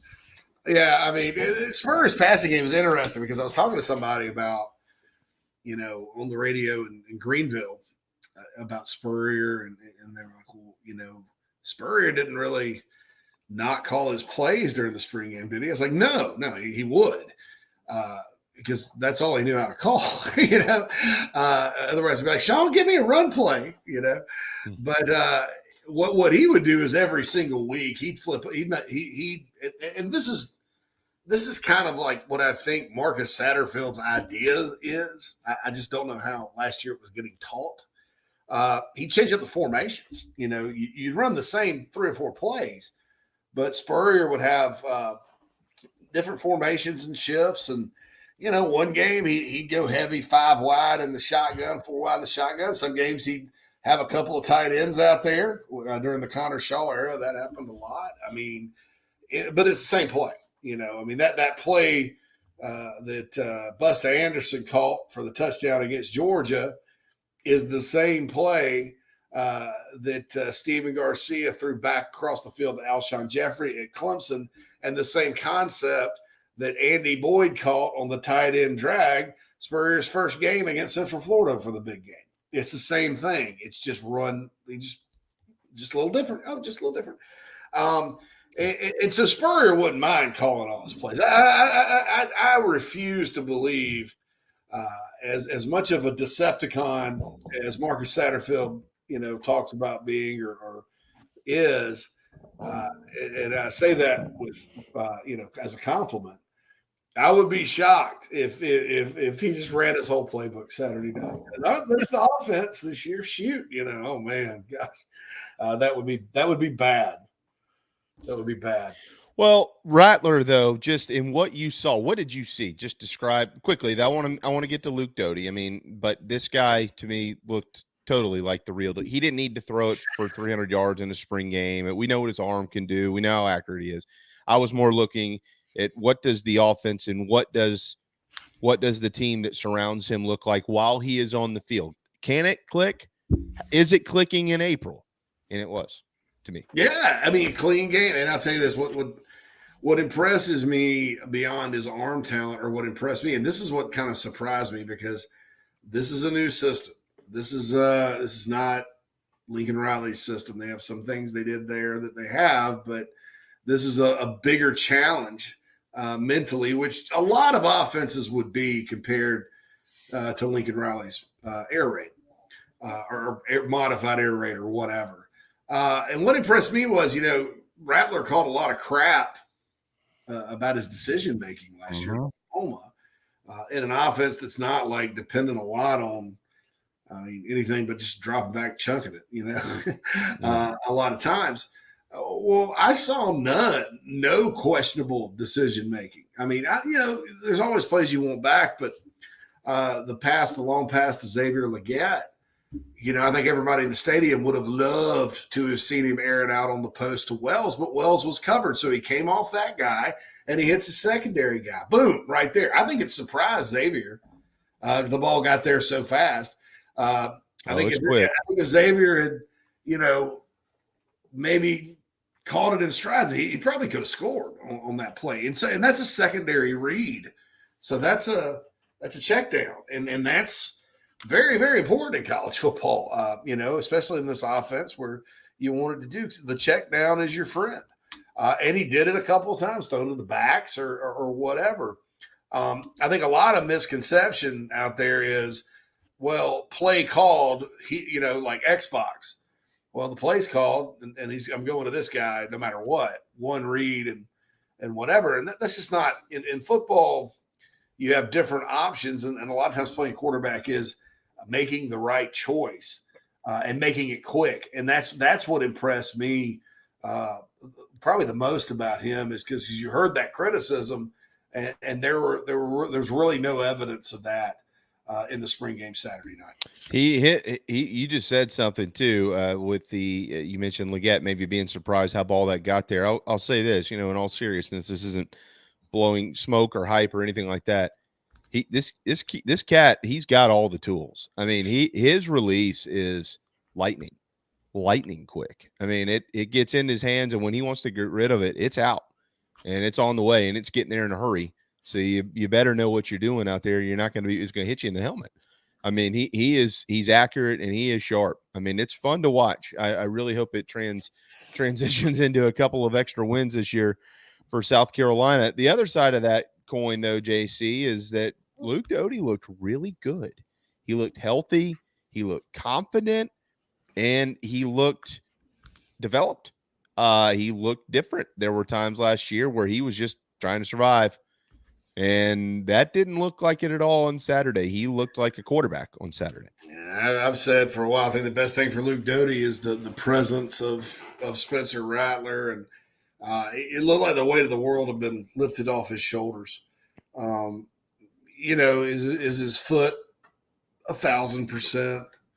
Is he as fast? I don't know. It's kind of hard to tell. The quarterback doesn't get hit, and you're not running for your life. You're just kind of jogging or whatever. But I thought the way he went through his progressions was impressive. Finding the open guy, not rushing things. That a lot of times, Luke, his first 2 years in games, he'd get kind of herky jerky back there. You almost felt uncomfortable. It's like, I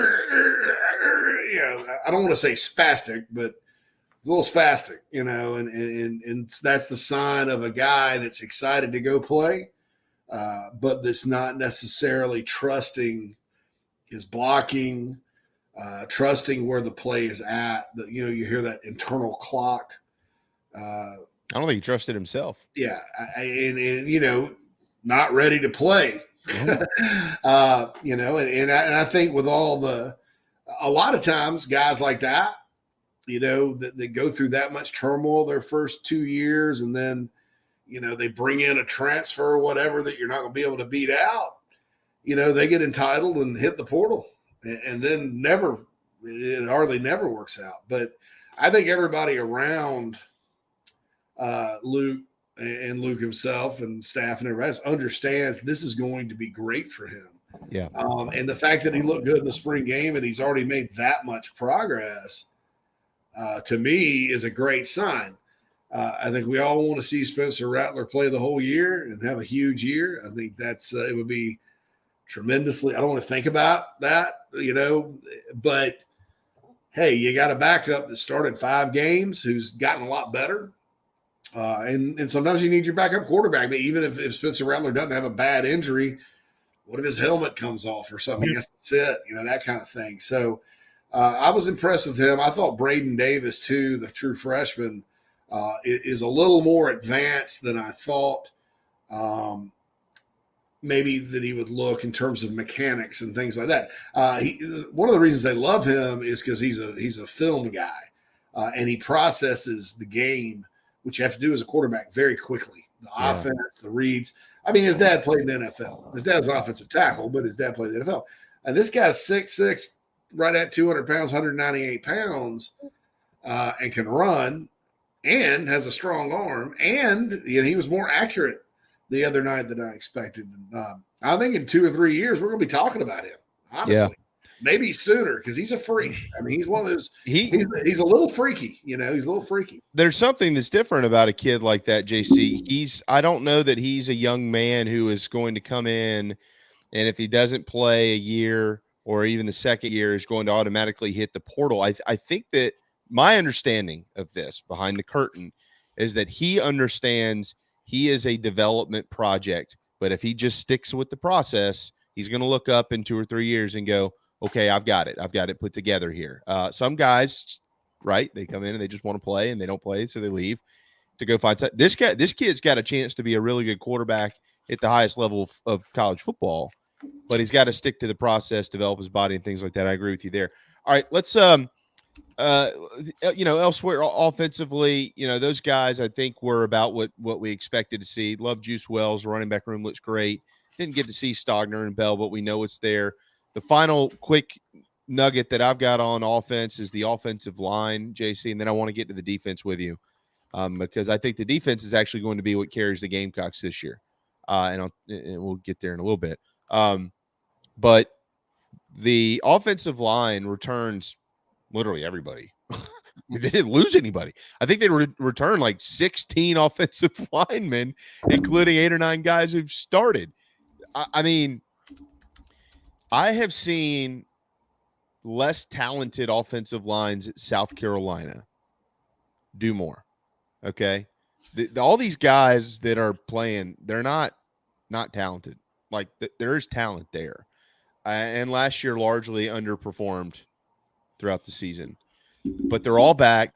And I have no problem saying that the expectations this year should be very high for this. You return everybody, man. There isn't a team in the country that wouldn't want to return every one of their offensive linemen. So you've said no excuses. I'll steal that phrase here. No excuses for this group. They need to play well. Yeah, and they're divided up in a situation like that. So it's so much of it's about gelling, and that wasn't really I don't know. There's some guys that probably don't. I mean, honestly, if Eric Douglas isn't going to play better, and I understand this. This is what drives me crazy sometimes about coaches. I understand the need for the center to call the protection or whatever, but if your center is getting blown up because he's not that strong, it doesn't matter what you call. I mean, in this league, you got to block some monsters. Jordan Davis, thank God, is gone from Georgia. But that big guy from Kentucky and all that. And I thought Eric played okay in the spring game. But he's going to have to step up. Jovan Gwynn, there's no question that guy's tough, and he's a big time run blocker.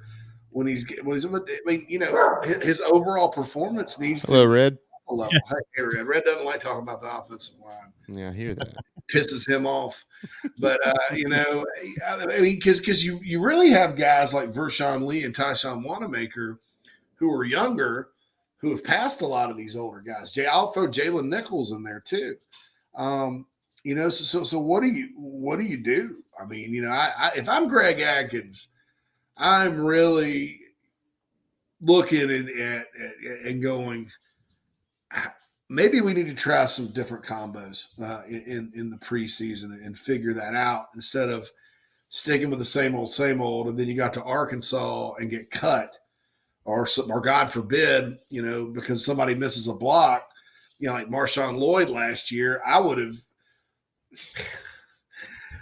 had a conversation with a couple people in the locker room if I were him, because somebody would just literally make a move that didn't even look, athletic enough for the junior high co-ed church league basketball team, right? And a big line, defensive lineman, some of them weren't even that good. And it wasn't always against SEC opponents either, or even anybody good, would just rock Marshawn Lloyd and come free. And look, I understand there was some confusion last year. All right, we're in year 2 now. It's time to start getting it or get out. And so if I'm South Carolina and Greg Adkins and all that, I'm not panicking because I didn't think that they made a lot of mistakes and things like that, and they're a better group. But you're right. They're not playing up to their ability. They're not mean enough, I don't think. Yeah. And there's been games over the years where they get mean, man, and then they go play ball. The Florida game last year was an example of that. They got all mad and they had their pride hurt and they went out there and played ball. Maybe they need to, insult those guys or something before the game. I don't know what you do to get them going, but that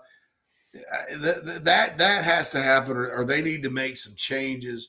And there's already some questions, like what happens when Dylan Wanham comes back, assuming he does come back. It's a serious injury. And when it's the back, it's, it can really sideline you for a long time. So what, what needs to happen? Do they need to move Ja'Kai Moore inside and give Vershawn Lee a shot at center, or Javon Gwynn, and gets Eric Douglas some competition out there, and hopefully he gets beat out? I don't, is Tyshawn Wanamaker going to slide back inside and then you shift, that kind of thing? I just don't know what exactly the answer is. I know Wanamaker and Lee need to be on the field, and I'm sold on Nichols. Unfortunately, and I love Javon Gwynn. I mean, the guy's played. It's just a crazy thing about these guys. These guys have all been here for like 5 or 6 years. I know. That's what I'm saying. Every year you hear about this group, and JB, you and I have had off-the-record conversations with people. They don't like the line coach, and they're sick of the coach, and all these guys are going to transfer. And none of them have you're going to need a stick of dynamite to get them out. They're not leaving. They're not leaving. So they must love it at Carolina, because they know. We always hear these rumors about, they're just not a happy bunch right now. I just think that, that if I had an area of concern, I would probably put the O-line at the top again, but continue to say that there really is no excuse for them not to at least be a little bit better. And they were, they opened some holes, all that. And I think the other thing that's fair to question is the run game. They ran a lot of hat on a hat blocking, I guess is what you call it, a gap scheme. And I think that's what this line, unfortunately, is good at doing. I think a lot of times in the run game, man, an issue last year was there was too many people crowded around the line of scrimmages. Yeah, they ran into each other every time. Yeah, nowhere to go. I thought in the bowl game they did a pretty good job of spreading it out and running. And I know that, you see, in college your hash marks are in different spots than the pros, so there's a different operational space, I guess. And I hope that's being taken into account if you're trying to run a pro offense. That hey, this is the difference in the two games.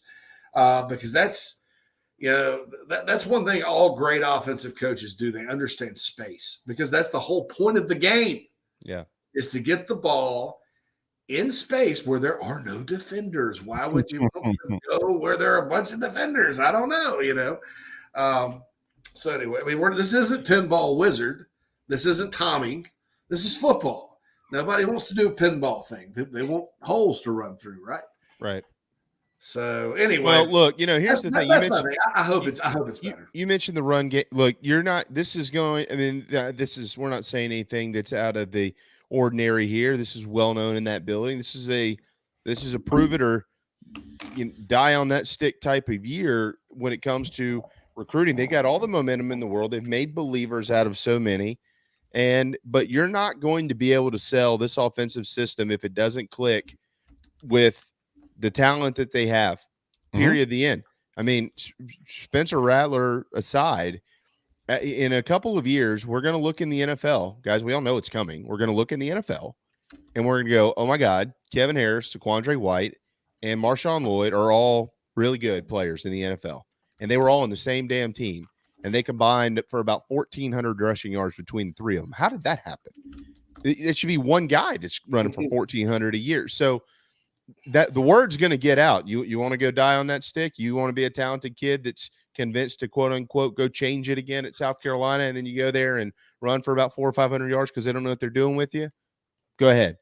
And then it's just going to do, we're going to see the slide again. So they have to prove it. This is a prove it or lose it type year when it comes to the offensive side of the football, the run game, and all these things. And the offensive line, I'll tell you one thing too, JC, that's going to make the offensive line, I think, play as close to their best as they can. It's Spencer Rattler. Yeah. You need a quarterback who's going to walk up and kick you in the ass. Yeah. And he'll do it. He's not going to sit back there and get his rear end beat all game. He will walk over and grab you by the helmet and tell you to get your act together, or he'll find a way to get you out of the ball game. That's what the good ones do, and he'll do it. Yeah, keep in mind too, South Carolina's defensive line, and I tell you, I am not buying that Marcus Satterfield didn't hold anything back. I don't necessarily know that Clayton White, I'm sure he didn't give away the family secrets, but he was dialing up some stuff Saturday night. And I think that was by design. I think throw the book at him and let's see what they do with it. And for Rattler. So, Carolina is going to be able to hopefully rush the passer, probably better this year than they were last year. They weren't bad last year. So, they should. It's an SEC defensive line. You're never going to be perfect. Some of the sacks they called, I think Rattler would have escaped. I know Doty would have a couple of times, but he has tag. You're not going to get him hit or whatever. Well, no, that's not true. If you're the first, the second guy, again, those poor third and fourth guys are like, wait, you mean they get to tackle me? Yeah. No, Braden Davis and Gauthier, they were fair game. Go get him. Shoot, go get him. Just go get him. But let's you mentioned the defense. I think that's most exciting to me. I had somebody say to me the other day that JC Horn is on that field, but he's in the version of Cam Smith. And it's going to be early in the season that everybody will learn about Cam Smith. For a long time, they never threw to J.C. Horn's side, ever. And then Auburn got brave enough to do it, and we all know how that ended. And then after that, nobody did it again. So, but this is one of those where, hey, they know he's good, but word isn't out that he's great type ordeals. But you're going to find out soon that he is, and then they'll stop throwing to his side of the football, which clearly that'll put pressure on the other side. But Cam Smith, Jordan Birch, Zach Pickens, JC, these are all NFL guys. And then, you throw in, throw in plenty of names, but you throw in my opinion, personally, the fact that for the first time in a while, I looked at that linebacker group and I said, okay, I like this group. Yeah, they have linebackers. Yeah. I last year, no, the year before, but you got the older guys out there, and then you got those younger guys. And when you put them on the field, you feel pretty good. I mean, I felt pretty good about him. Yeah, I thought Brad Johnson looked a little more settled at the position. This is the first time I think he's played the same spot 2 years in a row. Right. Since he's been at Carolina. Huge. I mean, he was technically at Buck in 2018, but he had a season-ending injury. Man, Brad Johnson and Sherrod Green, I wrote an article about them on the Big Spur this weekend before the game. It was early, called Thumpy Old Men. I saw that. Nice. I think it's one of the best headlines I've ever Did had. you do that because of the movie Grumpy Old Men? I did, and linebackers are thumpers, they say. So I like it. Which one did you have as Walter Matthau, and who was the other guy? Burgess Meredith. Burgess Meredith would have been Spencer Eason Riddle. Smells like fish. I was like, Hale texted me the other day, and he had written something about Spencer Eason Riddle in practice. Holy moly, it's National Cheddar Fries Day. Not to interrupt you, but now I'm going to have to eat some cheddar fries when we get up there. Go ahead, Jason. Yeah, I'm listening. Go ahead. It's also National Banana Day. So they make cheese fries up here like nobody. I mean, it's like cheese fries. I am listening to you. I just had no French fries. It's cheese fries, fries, Polish sausage. Continue on with your old man movie. I was listening. I just had. Yeah, so it's a Hale text, or I text Hale, and I was like, the 70s called. They want Spencer Eason Riddle back. I was like, that dude's been there since the Morrison era, So he's gone, though. He graduated last year finally. And, tremendous part of the program, by the way. Didn't really get enough credit for. No, played his tail. You know who you reminded me of, JC? He reminded me of Cody Wells. Remember Cody Wells? Cody Wells would just play and he'd strike you. And I tell you, if Eason Riddle had not gotten hurt, when was it 2020 that he got hurt? 2010 was his first injury. It's 2020, I think. And the first one was in 78. But now I think he'd have played a lot more. I mean, he was one of those guys that was kind of an underrated injury, and you didn't think about him until like two other linebackers got hurt. So by the end of 2020, when they were trotting out like Gilbert Edmond and Eric Shaw at linebacker against Kentucky, they didn't have anybody else. Darrell Ware was playing as a true freshman. Spencer Eason Riddler would have played a lot. Spencer Eason Riddle, not Riddler. Riddle would have played a lot of snaps, in my opinion. But so I wrote the Thumpy Old Men story, and think about this: Will Muschamp his first full recruiting class at South Carolina, meaning he was there a whole cycle, was 2017. And Sherrod Green and Brad Johnson were both part of that class. Right. We're in year 2 of the Beamer era. We're in year 2 of the Beamer era. These guys are still here. Well, I'll tell you though, in football, there's something to be said for being a grown man. A seventh year senior. I mean, Javon Kinlaw was in that class, and so here MJ Webb is left. He's old. Brad Johnson's still there. Chad Terrell was in that class. Eric Douglas. Props to him. He had a nice day. Heck yeah, and I think he's ready to salvage his career at tight end. Yeah. Eric Douglas was in that class. Sherrod Green was in that class. And then there's other people like Jalen Dickerson could still be there, but he went on medical. Right. I mean, Tyree Johnson was in that class. So, man, there's like 6 guys still on the roster, just hanging in, And I think it's funny, but it's also, look, in college sports, older players, because there's a big difference physically, no matter how star rated you are. Between an 18-year-old and a 23-year-old. Right. When I was 18, that was rule number 1. Don't get in a fight with anybody over 20. Because those are grown men. Mm-hmm. You don't want to mess with them. And that's what my buddies will say. Don't want to fight a grown-ass man, so don't do it. How about football? It helps in football, too. How about the guys up front, JC? Your thoughts on, in particular, the 5 stars, Jordan Birch and Zach Pickens? Oh, I think Birch will make a move. A lot of people give him out when he signed with Carolina. One of the reasons he almost didn't was because of everybody thought he should be Jadeveon and Clowney right away. And, I think Jordan would be a lot further along had he been in a different class. He was always going to have to develop and play a lot at this level to get to where he could be because, he didn't play the best competition. And nothing against Hammond and what Eric did with him at that school, but you got to adjust to the speed of the game, especially when you're an edge rusher and you're playing these tackles like you got in this league. And he missed a ton of time in 2020. He flashed every now and then when he's out there, but just did not play enough, and more importantly, did not practice enough. So then he had spring ball last year. He kept pushing him. Probably was never going to beat out Aaron Sterling or JJ, but, played a lot and had some great moments and had a moment where he threw an interception, but that wasn't his fault. And so he's really had 1 year of college football. And so this notion that he should be Clowney or somebody like that simply because he was ranked in the top 5 or whatever is a little bit misguided. And so there's a lot of fans that say it's now or never for Jordan Birch. And I don't necessarily say that. I'm looking for a jump forward. I'm looking for him to get to the quarterback. I'm looking for him to play the run like he's capable of doing, all that good stuff. And I think he can. Zach Pickens, I'll say this. I'm looking for him to kind of have a year like Zach Pickens did last year. I think Jordan will be a little inconsistent like Zach was. Right. But you'll start to see, as you did with Zach last year in certain games, like the Vanderbilt game comes to mind, you're like, my God, that's why Zach Pickens is a 5-star. Sure. That's why he does this. Well, look at that. I mean, he basically saved the Vanderbilt game twice. Once early in the game, they're going in for a touchdown. I think he one-armed it and got the guy down. And then when they had to kick the field goal at the end, if they had scored a touchdown, the game's over. He was in on some stops against them, and certainly I thought Zach had a great bowl game.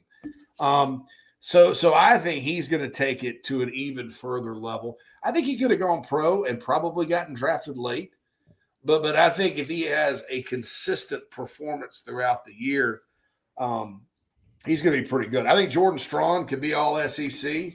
Yeah, absolutely. That's probably one of my hottest takes. When I say that, I mean that I may be wrong, but I love the way he played last year as far as pass rushing and backside pursuit and all those things that the wow plays defensive ends make. I thought he's better than Aaron Sterling. Now, Aaron Sterling held up at the point of the tackle a little bit more. But again, in the bowl game, guys, Jordan Strong starts playing a lot, and you can see MJ Webb's come a million miles. He's 145 years old, but he's out there playing there with part of the first team. I think the guy you're really going to hear from on the interior, besides Pickens, though, is Boogie Huntley. And I think this has been coming. You could see him flash many moments last year, and then you got a revitalized Tonka Hemingway. You got Rick Sandage coming back off of an injury up front, and then the two young pups and Nick Barrett and TJ Sanders. That's like a 6-7 man rotation on the interior. I like what I saw out of Tyreek Johnson and think he can provide depth at edge. Same with Gilbert Evans, same with Terrell Dawkins. So there's 5 guys on edge you can do, and then you can always slide a linebacker over there. And then behind those guys, at defensive tackle, you still have Felix Hickson and you still have DeAndre Martin, 2 true freshmen. And then Demetrius Watson's coming in. So they've done a really good job interior defensive line-wise. Would like to see them in this class sign some more edge rushers. Yep. But on the interior, man, for now and into the future, they're looking good. JC, this defense is going to need to play good for South Carolina to up their win total from last year. It's easy to get excited about the offense because of the addition of Spencer Rattler, a couple of wide receivers, revamping the running back room with the health of Marshawn Lloyd, Christian Beal-Smith, Lavoisier Carroll. Even I can't wait to see Rashad Amos this season. Loved him in the spring game. I loved him a couple of years ago, and I'm going to love him again. I love watching him play. Tight ends. We know about all the storylines on offense, and there's a lot of optimism and there's a lot of reason for excitement, but it hadn't been proven yet. And until it is, you're going to have to rely on the defense. And you go week 2 to Arkansas. I mean, as a matter of fact, when you look at the season, when you look at the schedule, JC, these are your non-cons. Even though I like Georgia State, I like Charlotte, you should beat them. There's no reason you should lose to either one of those teams at home. And you certainly shouldn't lose to South Carolina State, which, by the way, I like their offense because Bennett Swigert is an offensive mastermind, and he's their OC. But when you look at the start of SEC play, you got to go to Arkansas, and then you host Georgia in week 3, and then you got to go to Lexington, Kentucky, where they seemingly have had no success up there over the last decade. You got to come home against A&M. They've never had success against them, period. Those are your first 4 in the league, and they're all better than you. At least that's what people are saying. So if you want to have a chance to beat them defensively until your offense has proven that maybe it can carry you, the defense has to play well, and it has to play well early. So if they don't, those who are hoping for 7, 8+ wins, probably not going to get there.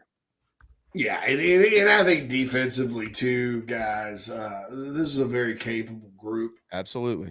I think the key, though, just like I mentioned about Zach Pickens, consistency. I mean, the most disappointing – look, everybody was disappointed that Georgia moved it like they did against Carolina. I mean, so what? A&M out there, so what? Missouri, that was bad, but, Missouri had a really good rushing attack, and so what?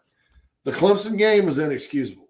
I mean, that was the most disappointing performance by the defense because you knew in that game – your offense, the opportunities they were going to have will be few and far between because it was just a mismatch across the board, everything from coaching to players to whatever.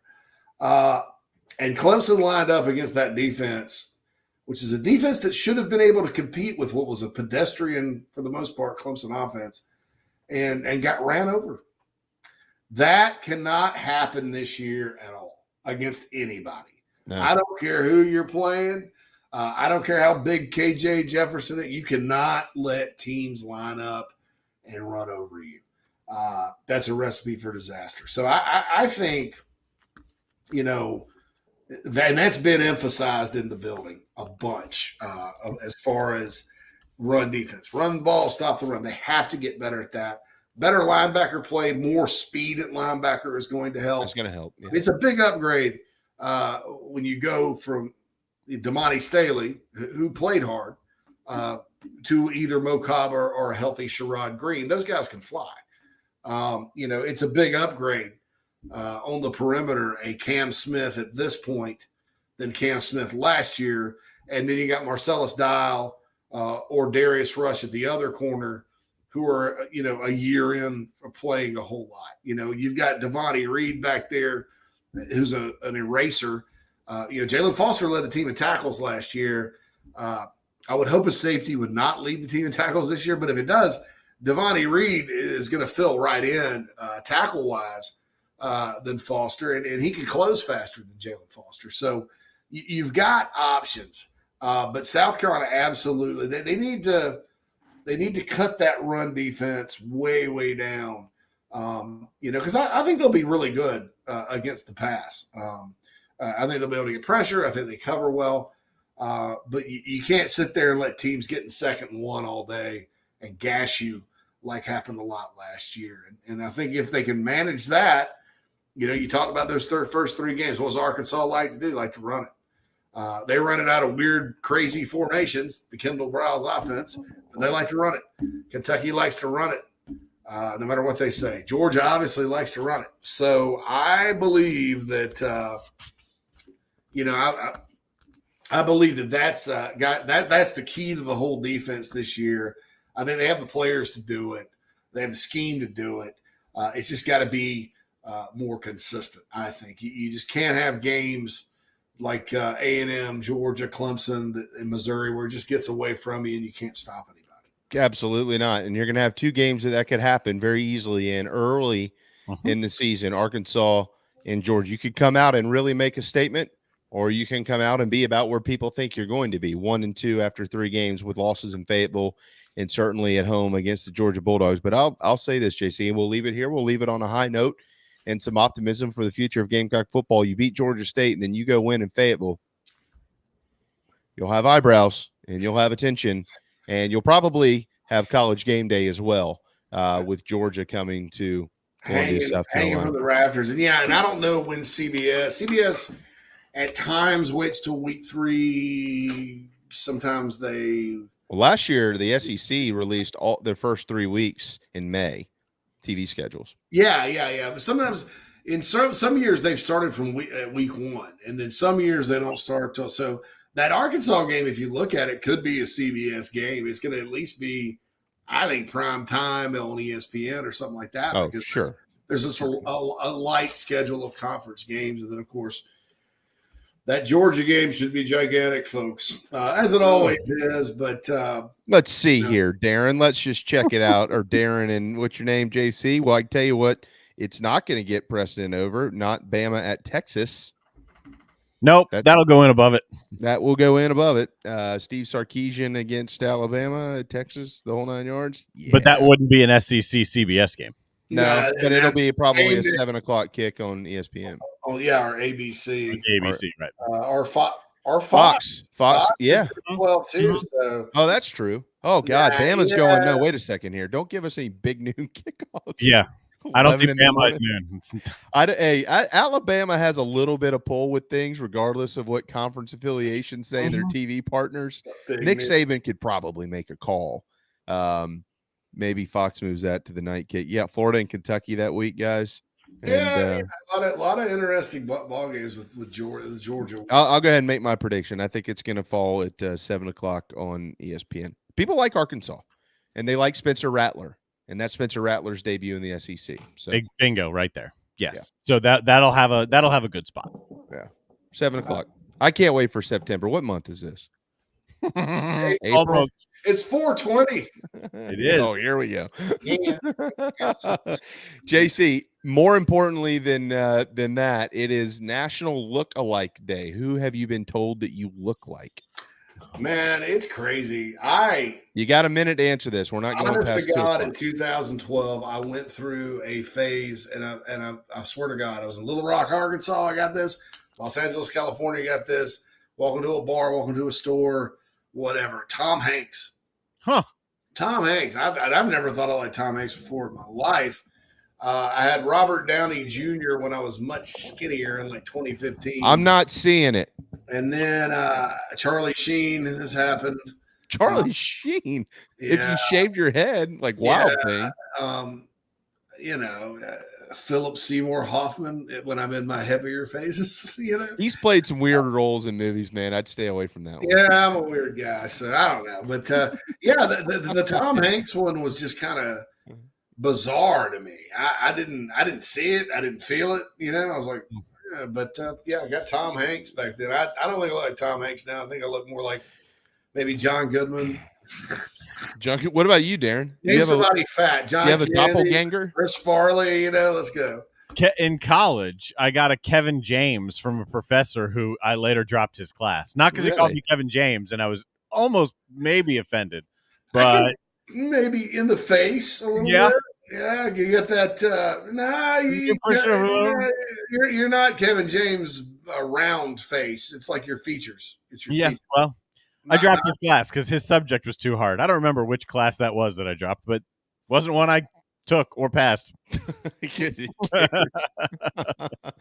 Hey, well, Kevin James is hilarious. So if you've got the humor of Kevin James, you're winning in life. He's hilarious. He is. I've gotten from older women a young Billy Joel.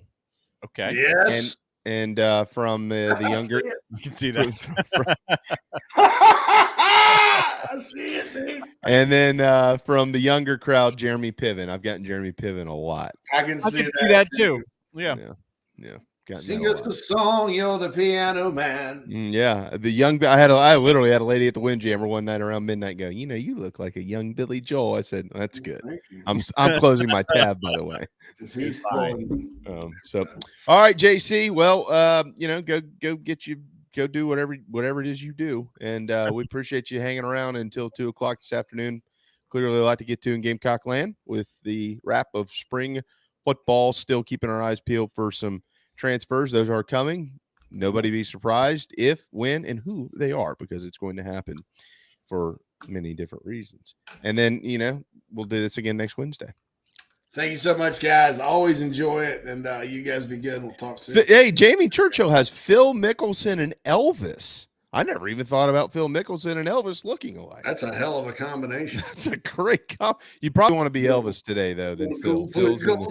Winning in life either way. Phil's in the gutter. Either way, you got a lot of money, Jamie. So you're doing okay. Congratulations. Yeah. Thanks, JC. Thanks, guys. There you go. JC Shurburtt, owner of the Big Spur.com.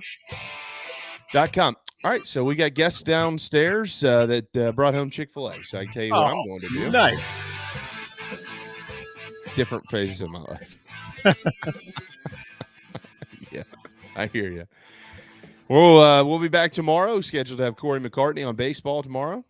Looking forward to that. We got to get Derek Scott in sometime this week as well. And we've seen a couple of those today, and I just saw Steve Fink's post is on this. Happy birthday, Coach Spurrier. He's getting younger by the day. He'll always be young. If you missed the Gamecock spring game, we spent the whole show talking about tonight, 7:00 on SEC Network. It is replayed. Only an hour and a half. Yeah, 7:00 tonight. For JC, Darren, I'm JB. Have a wonderful Wednesday afternoon. We'll see you tomorrow at noon right here on the JB and Goldwater Show.